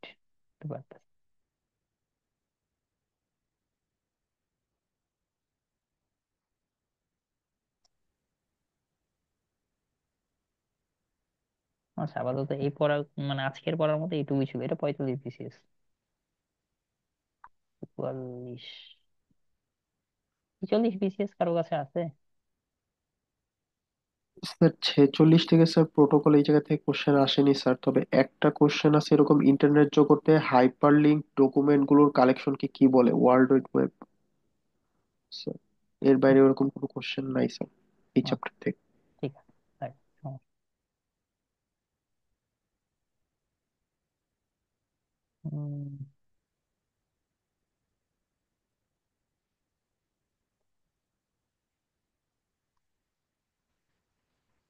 Sir একটু 44 বুঝতেছি, 44 একটা পাইছি মনে হচ্ছে।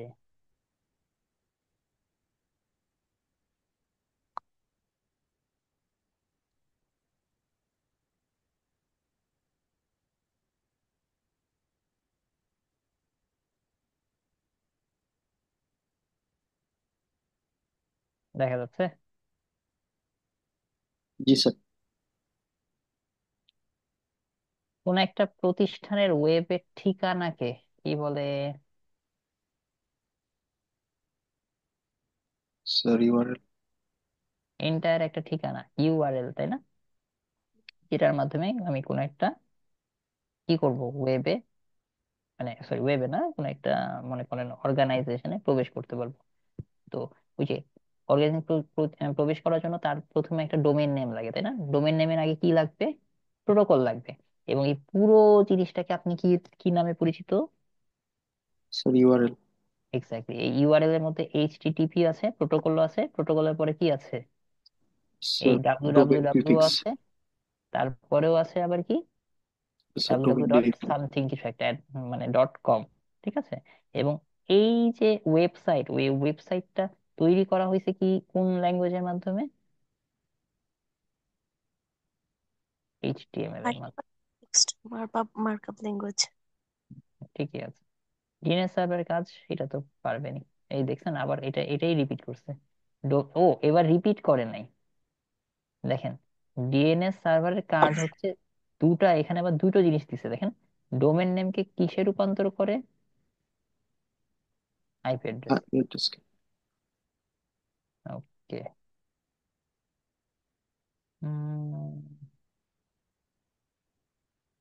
মোটামুটি আর কিছু বাকি নেই।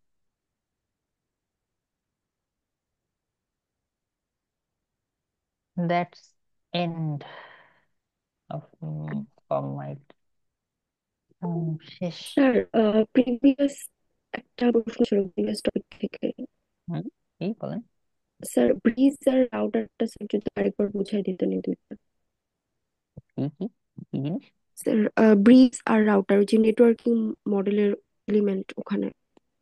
আচ্ছা, একই প্রোটোকলভুক্ত ডিভাইস গুলাকে পরস্পরের সাথে যুক্ত করার জন্য আমরা যেটা, এটা হচ্ছে রাউটার, ঠিক আছে? আমার কথা শোনা যাচ্ছে? জি স্যার শোনা যাচ্ছে স্যার। আর ভিন্ন ভিন্ন প্রোটোকল বিশিষ্ট মানে ইয়াগুলোকে যুক্ত করার জন্য আমরা ব্যবহার করি হচ্ছে গেটওয়ে। এখন ব্রিজ কি করে?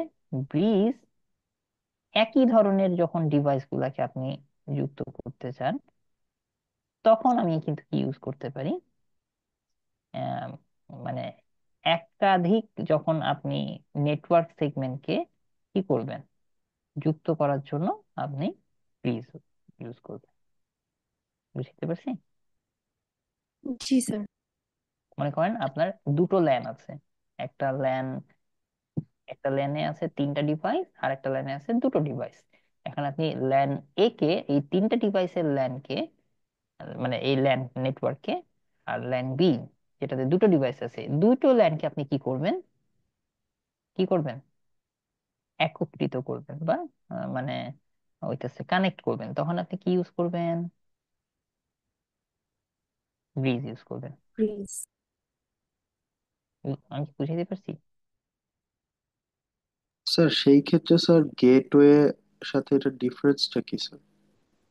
গেটওয়ে তো ডিফারেন্ট ডিফারেন্ট প্রোটোকল, এটার প্রোটোকলটা মানে আপনার ডিফারেন্ট হবে। দ্যাট মিনস আপনি এক ধরনের প্রোটোকলের সাথে আরেক ধরনের প্রোটোকল, মনে করেন আমার ট্রান্সপোর্ট লেয়ারে কোন প্রোটোকল হয় বলেন তো, ট্রান্সপোর্ট না, মনে করেন ইন্টারনেট লেয়ারে কি টিসিপি আইপি প্রোটোকল ইউজ করি না, জি স্যার। জি স্যার। টিসিপি আর ইউডিপি ইউজ করি। আর অ্যাপ্লিকেশন লেয়ারে কোনটা ইউজ করি, এফটিপি, তাই না? জি স্যার। এখন এই দুইটার মধ্যে আপনি যদি কমিউনিকেট করেন তাহলে কি হবে? Sir bridge. তাই different sorry protocol, gateway. Sir, gateway. Different protocol আপনি ব্রিজ ইউজ করেন কেন? বুঝতে পারছি। জি স্যার। হ্যাঁ, আর আমি ব্রিজে কি ইউজ করতেছি বলেন তো, দুটো একই জাতীয় নেটওয়ার্ককে কানেক্ট করলাম। মনে করেন ল্যান এ, ল্যান মানে কি লোকাল এরিয়া নেটওয়ার্ক না, মনে জি করেন স্যার। আপনার বাসাতে আছে ল্যান একটা, এক ধরনের ল্যান আছে, হ্যাঁ, আর অন্য বাসাতে, পাশের বাসাতে বা তার পাশের বাসায় আরেকটা ল্যান আছে। তো এই দুটা ল্যানকে আপনি কানেক্ট করবেন, কি ইউজ করবেন,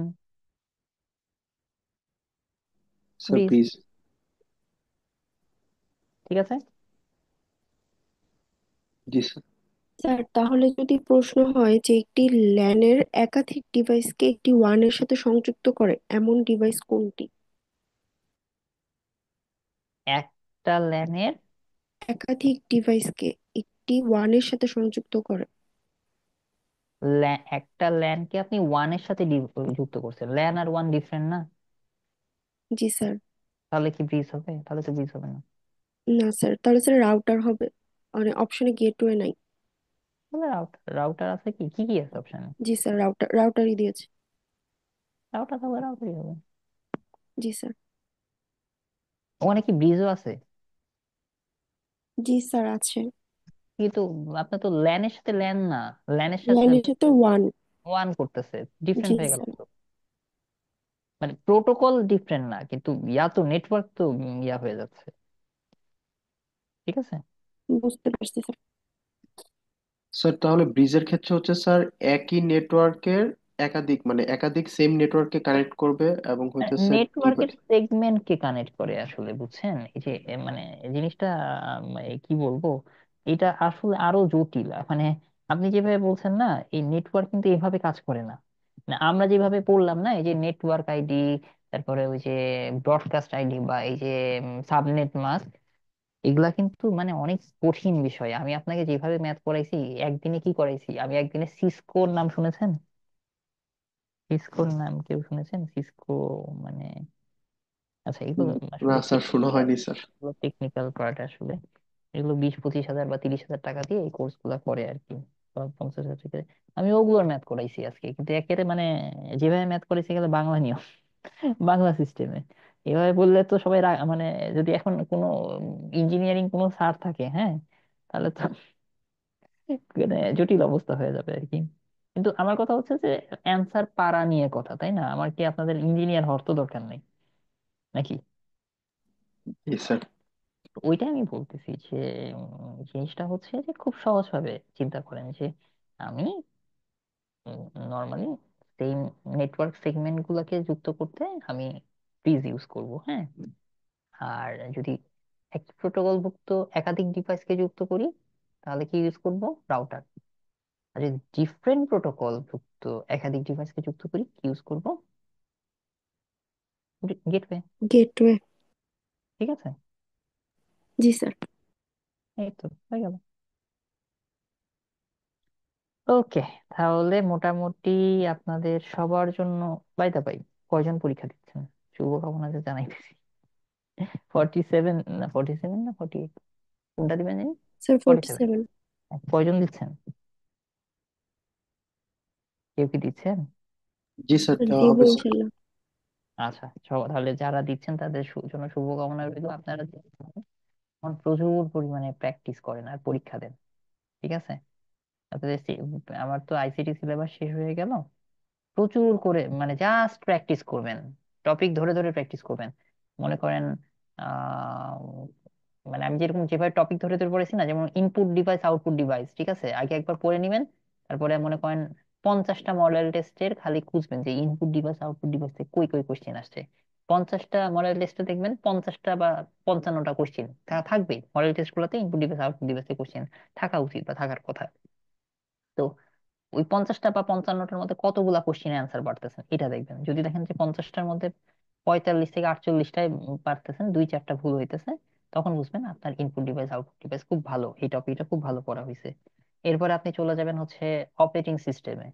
অপারেটিং সিস্টেম আগে পড়ে নেবেন টপিকটা কোনো একটা বই থেকে বা যেখান থেকে, পড়ার পরে ওই মডেল টেস্টের বইয়ে 40 থেকে 50টা মডেল টেস্টে দেখবেন যে ওএস অপারেটিং সিস্টেম বা সফটওয়্যার থেকে কোথা থেকে কি কি কোশ্চেন আসছে।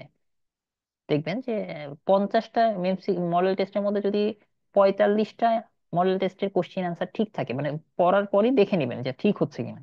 হ্যাঁ, উত্তর তো থাকে ওখানে। যদি দেখেন যে ঠিক আছে, দেন ইউ আর মানে ওকে। যদি ঠিক না থাকে তাহলে বুঝবেন যে আবার পড়তে হবে, টপিক ভালো পড়া হয়নি। এরপরে চলে যাবেন ওই যে ফায়ারওয়াল টয়াল আছে না, ওই যে অ্যান্টিভাইরাস ফায়ারওয়াল কি কি জানি এগুলো, এই বিষয়গুলো এগুলো পড়বেন। এরপরে ওই যে কনভার্সন, এই 50টা পরীক্ষার কোশ্চেন দেখবেন যে কনভার্সনে কতগুলো পারতেছেন। এরপর লজিক গেটস চলে যাবেন। এরপরে ধরে ধরে ধরে ধরে আমি কিন্তু আপনাদেরকে ওই যে ইয়া করে পড়াইছি, মানে আমি কি করছি টপিক ওয়াইজ পড়াইছি। আমি কিন্তু আপনাদের ওই যে শীট বা বই বই কিন্তু উল্টাপাল্টা থাকে, বা শীটেও একটু মানে সব জায়গাতেই আসলে ওইভাবে থাকে না। আমি একেবারে টপিক ধরে করাইছি, যে টিসিপি আইপি বা এই যে ইন্টারনেট প্রোটোকল, এই প্রোটোকল থেকে যে কোশ্চিনই থাকুক না কেন, ঠিক আছে, আগে টপিক পড়বেন, পড়ে খুঁজবেন যে কুই কুই কুই কোশ্চেন গুলো আছে। আমি আপনাদেরকে যখন গত বিসিএস এর কোশ্চেন গুলো দেখেছি, এরকম টপিক ধরে ধরে পড়াইছি না, জি দেখাইছি স্যার। না, যে এটার অ্যান্সার কি ওইটার অ্যান্সার কি, আলাদা আলাদা টপিক পড়বেন এইভাবে। 50টা থেকে 60টা মডেল কোশ্চেনের অ্যান্সার যদি 50টা দেখেন, মিনিমাম 45টা ঠিক হইতে হবে। যদি 45টার মধ্যে মতো ঠিক হয়, বুঝবেন আপনার ওই টপিক স্ট্রং হয়ে আছে। যদি 40-এর কমে চলে যায়, বুঝবেন যে ওই টপিক ভালো হয় নাই, আবার পড়তে হবে। আবার পড়বেন, পড়ে তারপরে আবার সলিউশন করবেন। তখন আবার যদি পড়তে হয়, তখন 50টা সেম মডেল টেস্ট সলিউশন করলে হবে না, তখন 100টা সলিউশন করবেন। 100টা থেকে 100টা প্রশ্ন পাবেন, খুব পাবেন। ওইখানে দেখবেন যে 90+ হচ্ছে কিনা। 90+ হইলে বুঝবেন যে ইউ আর গুড অ্যাট। এইভাবে টপিক ধরে ধরে করলে, খুব বেশি টপিক নাই, ওই টপিক গুলা পড়লেই আপনার দেখবেন যে কাভার আপ ইনশাল্লাহ হয়ে যাবে। এবং আপনাদেরকে এইভাবেই প্রিপারেশন নিতে হবে যে কোনো মানে টপিক। যদি সংবিধান পড়েন, সংবিধান হচ্ছে কতগুলা, সংবিধানে অনুচ্ছেদ 153টা অনুচ্ছেদ আছে, এর উপর যা যা পড়ার আছে সব পড়ে ফেলেন। এরপরে সব মডেল টেস্টের খুঁজে দেখবেন সংবিধান কই থেকে কোথায় আছে, সংবিধানের ওই কোশ্চিন গুলা দেখবেন। তো একটা মডেল টেস্টে নর্মালি সংবিধান থেকে 2টা থেকে 3টার বেশি কোশ্চিন থাকে না। তো যদি 50টা দেখেন, আপনার 150টার মতো বা 130টার মতো কোশ্চিন পাবেন। ওই 130টার মধ্যে 120+ কোশ্চিনের অ্যান্সার ঠিক যেন হয়। যদি ঠিক থাকে তাহলে সংবিধান থেকে আপনারা আটকাইতে পারবেন। আর যদি ঠিক না থাকে, তখন বুঝবেন যে সংবিধান আপনার ভালো পড়া হয়নি, পড়তে হবে। ঠিক আছে? জি স্যার। এই টেকনিকটা অ্যাপ্লাই করেন, যেই দেখবেন যে 120+ বা আপনার অ্যাকিউরেসি 90%-এর বেশি হয়ে যাচ্ছে, তখন আপনার মনের মধ্যে এমনি একটা কনফিডেন্স বিল্ড আপ করবে। তখন আপনি দেখবেন যে ওই পার্টটা সম্পর্কে এইভাবে যখন অনেকগুলো পার্টে আপনার কনফিডেন্স বেড়ে যাবে, তখন আপনার কাছে মনে হবে না আমিও পারবো বা আমার দ্বারাও পসিবল। মানে আপনি part by part confidence build up করেন। হ্যাঁ, part by part confidence build up করলেই একটা টোটাল সাবজেক্টে আপনার কনফিডেন্স আসবে। এরকম একটা সাবজেক্টে কনফিডেন্স চলে আসলে, এরকম 5-7টা সাবজেক্টে বা 4-5টা সাবজেক্টে কনফিডেন্স বিল্ড আপ করেন। আপনার ওই কনফিডেন্সে দেখবেন আপনি পারতেছেন, না হলে দেখবেন যে at the end of the day অনেক বেশি হতাশ লাগতেছে। এটা করবো না ওইটা করবো, এটা করবো না ওটা করবো। সবকিছুতে মাস্টার হওয়া দরকার নেই। আমি যে ক্যাডার সার্ভিসে আসছি বা যিনি ক্যাডার সার্ভিসে আসুক না কেন, সবাই সবকিছু পারেন। আর এটা পারা সম্ভব না, দরকারও নাই। বিসিএস ক্যাডার হওয়ার জন্য মাস্টার অফ অল হওয়ার কোনো প্রয়োজন নাই। জাস্ট মানে যেইগুলো প্রয়োজন, বিসিএস জাস্ট পাস করা ভাই, বিসিএস পাস করে একটা চাকরি পাবেন, চাকরি করবেন, এটাই। এটা আপনার অত মানে জ্ঞান গরিমা দেখানোর কোনো কিছু নাই, বা পড়তে হচ্ছে মানে কেন পড়তে হইতেছে, পাস করতে হবে, মানে চাকরি পাইতে হবে, দ্যাটস ইট। আপনি পড়ে মানে বিসিএস ক্যাডার হবেন, বিসিএস বিশেষজ্ঞ হওয়ার দরকার নেই। আপনাদের আশেপাশে অনেক মানুষকে দেখবেন বিসিএস বিশেষজ্ঞ, এইটা সেইটা এইটা ওইটা অনেক কিছু বলতেছে, ক্যাডার হইতে পারে নাই। কেন পারে নাই? তাদের মানে টেকনিকে বা অ্যাপ্রোচে ভুল ছিল। ঠিক আছে, অনেক জানে, একেবারে খুঁটিনাটি জানে, এইখানে এই পেজে ওই পেজে কি আছে সব জানে, ক্যাডার হইতে পারে নাই। কেন পারে নাই? কারণ হইতেছে যে আপনাকে একটা সাম্য অবস্থা বা ইকুইলিব্রিয়াম, মানে সামঞ্জস্যতা দরকার, যে এই প্যাটার্নে পড়ে ক্যাডার সার্ভিসে আসতে হবে, চাকরি পাইতে হবে। আমার ওই পিএইচডি বা পোস্ট ডক করার কোনো প্রয়োজন নেই, কোনো কিছুতেই করার দরকার নেই। আপনি যেই পার্টটা পারতেছেন না, একটু দেখবেন ওই পার্ট যদি হইলো তো হইলো, না হলে না হইলো।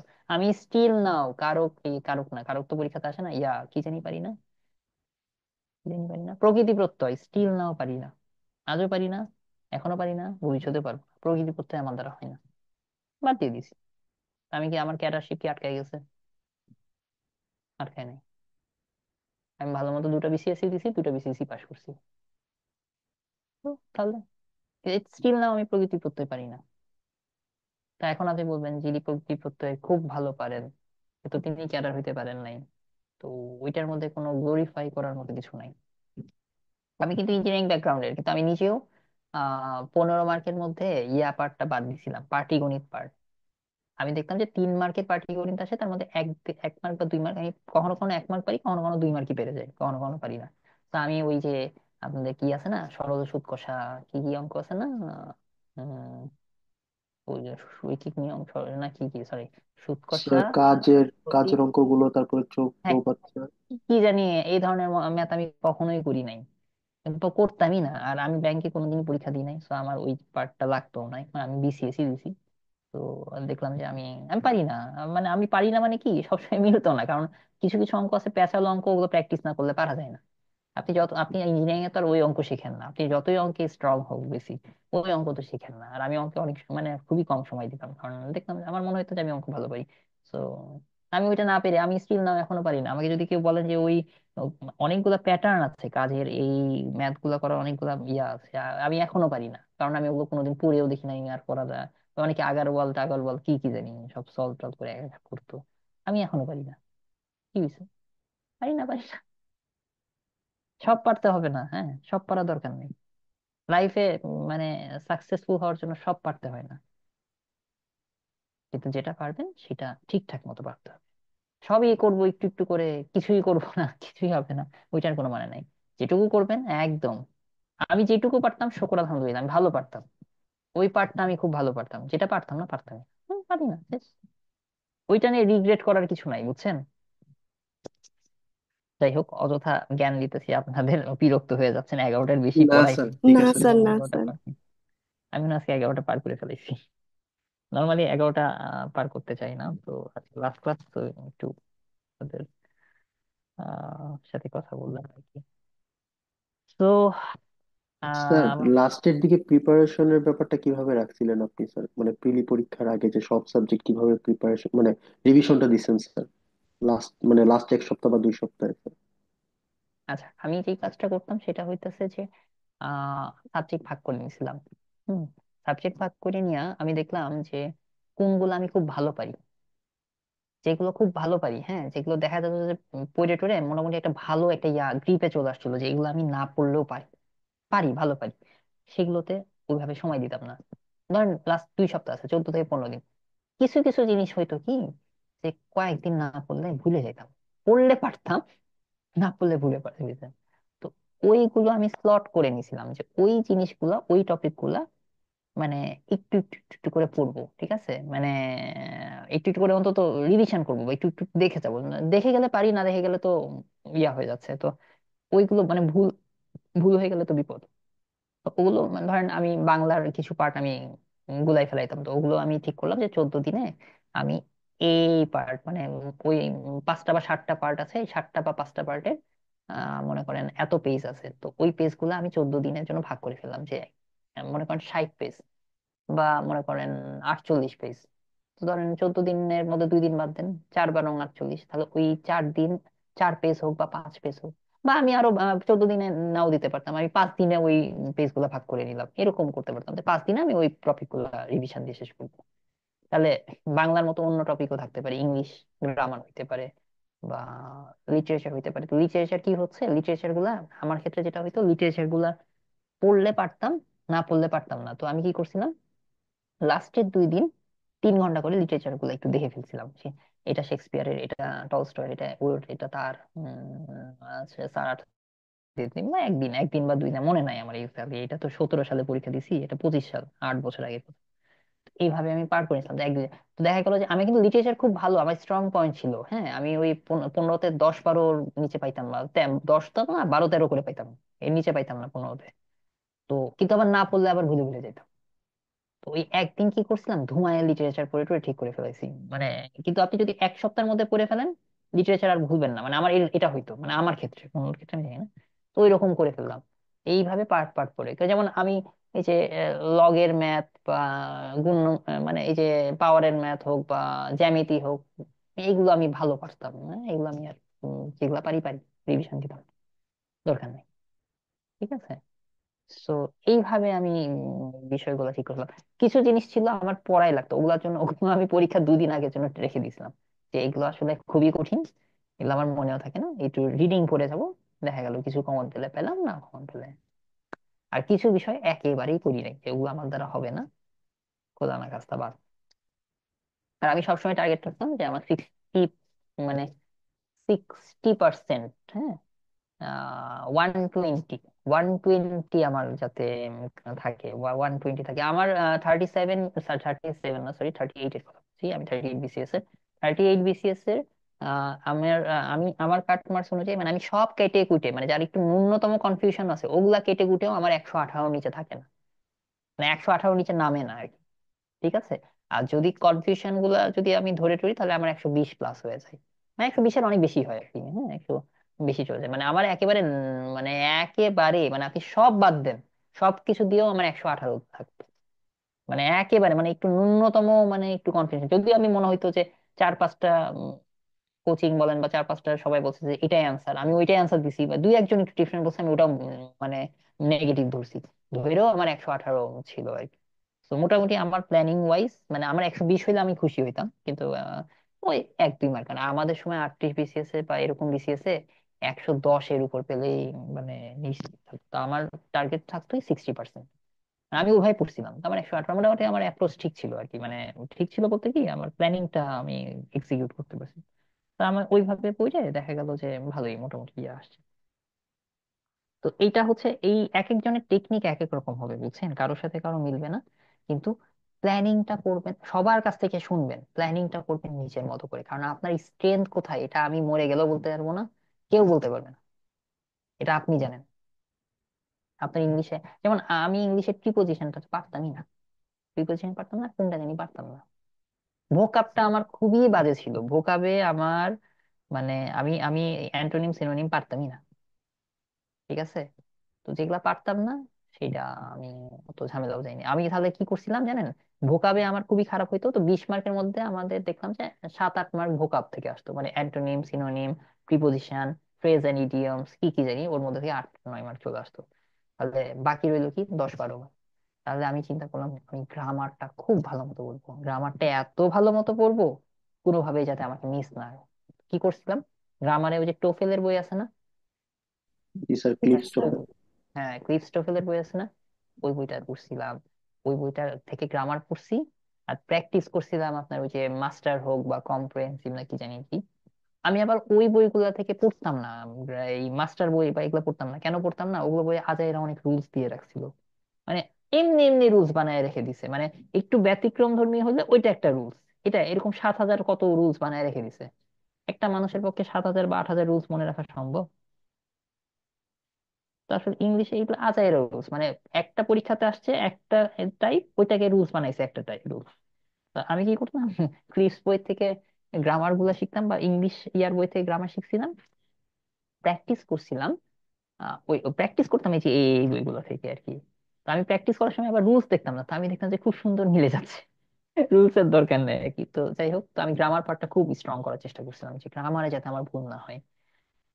তো ওই কারণ আমার এটাতে মানে একটাতে উইক থাকলে আর একটা পার্টে আপনাকে আরেকটা জিনিস আমি করছিলাম, যে আমার তো ইংলিশ 35 মার্কস, তাহলে আমাকে গ্রামার আর লিটারেচার দিয়ে তুলতে হবে। তো আমি লিটারেচারে খুবই স্ট্রং ছিলাম, মানে আমার লিটারেচার খুব স্ট্রং পয়েন্ট ছিল। লিটারেচারে আমার মার্কস কখনোই 12 বা 11 নিচে আসতো না, 15-তে ওই সময়তে।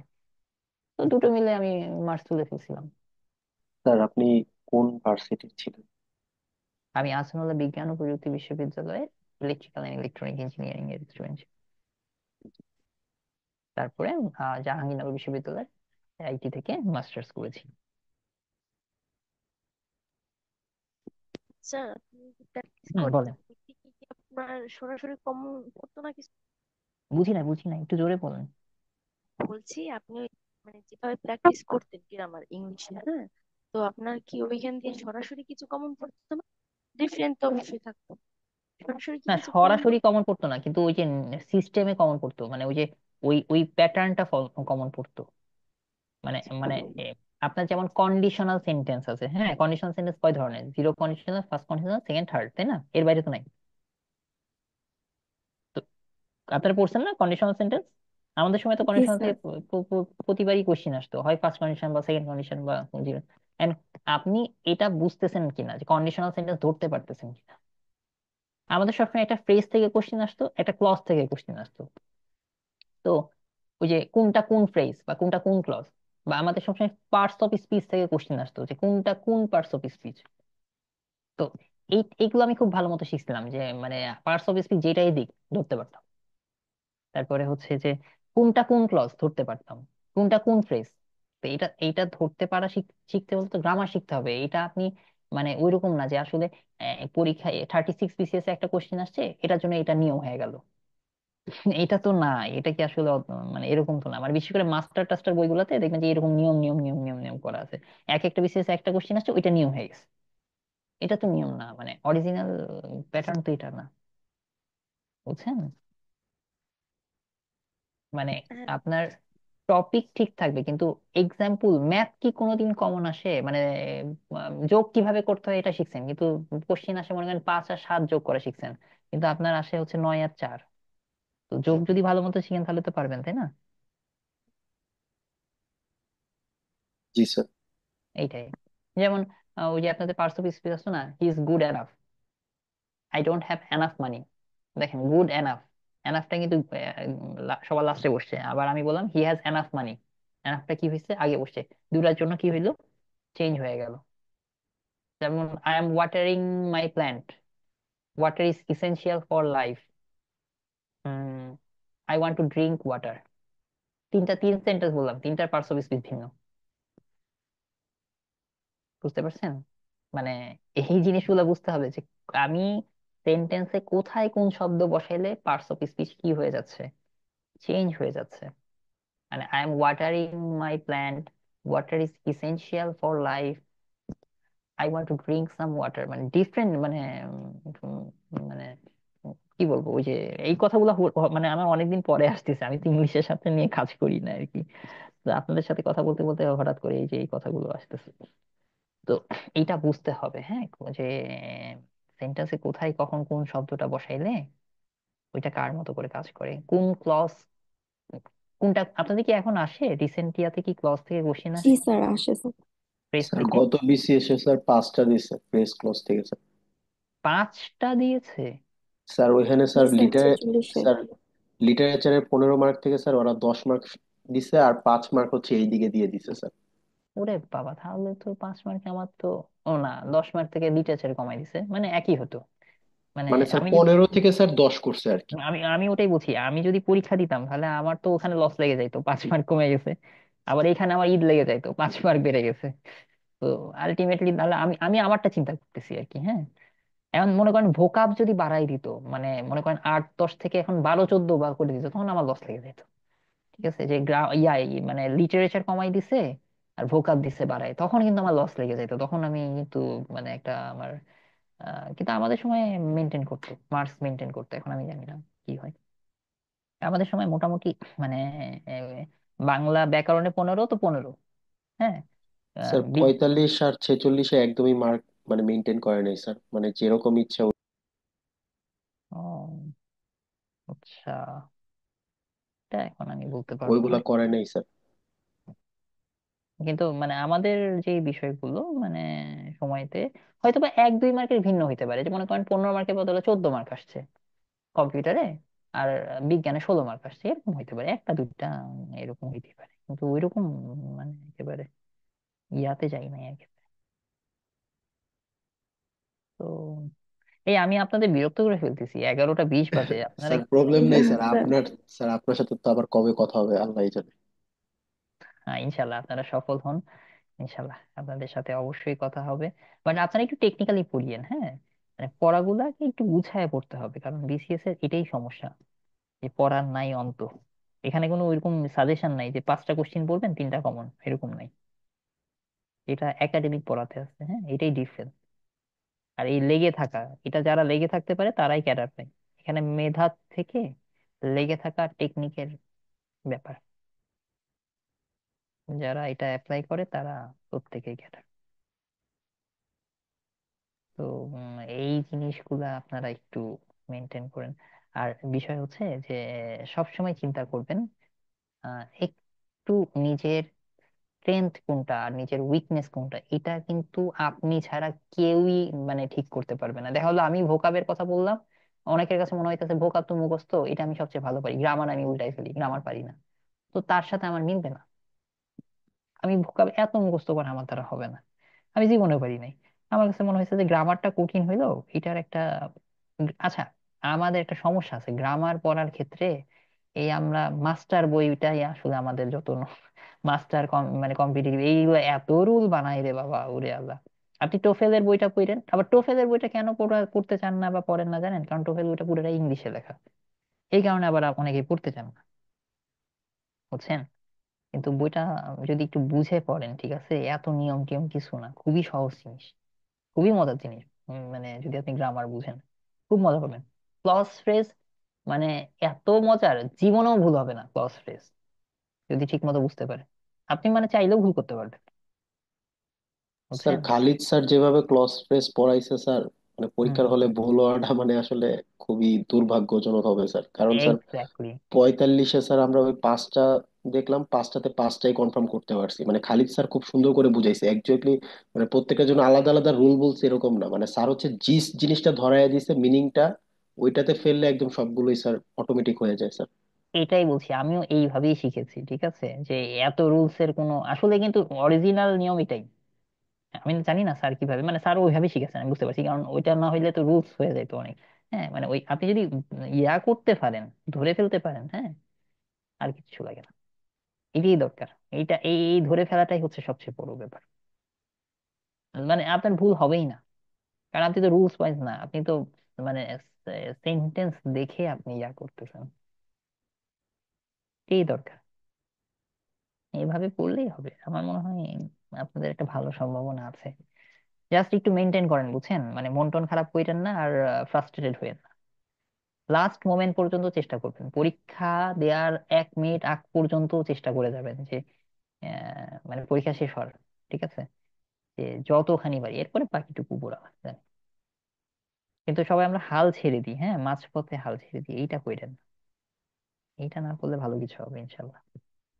দেখেন টিল নাও আপনারা মাত্র 8-9 জন আছেন, ঠিক আছে, বাকি অনেকে ঝরে পড়ছে, অনেকে না ম্যাক্সিমাম মনে ঝরে পড়ছে। তা আপনারাই লাস্ট পর্যন্ত আছেন, দ্যাট মিনস ইউ আর, কিছু তো আছে, কিছু না কিছু তো আপনাদের মধ্যে আছে বলেই আছেন আপনারা। এটা এটা এটা ধরে রাখেন, ঠিক আছে। জি স্যার, দোয়া করেন স্যার। ইয়ামানিল্লাহ, অনেক অনেক দোয়া রইলো, শুভকামনা রইলো। আর আমি মনে হয় আমি কি বকাঝকা করছি আপনাদের, মনে হয় না, যদি বকা দিয়ে থাকি সরি ফর না দ্যাট, মন স্যার। টন খারাপ কইরেন না আর কি। ভালো থাকেন আর আমাদের জন্য দোয়া রেখেন, আপনাদের জন্য অনেক অনেক দোয়া রইলো। Thank you sir. ওকে, আজকে 11:30 বাজিয়ে ফেলেছি, আপনারা জান, আচ্ছা ঠিক আছে, আপনারা মন টন খারাপ করেন না, একটু টাইম নিয়ে ফেললাম, হ্যাঁ। স্যার এটা কোনো বিষয় না স্যার। ঠিক আছে, তাহলে জি ভালো স্যার। থাকবেন। আল্লাহ হাফেজ। আসসালামু আলাইকুম স্যার। ওয়ালাইকুম আসসালাম।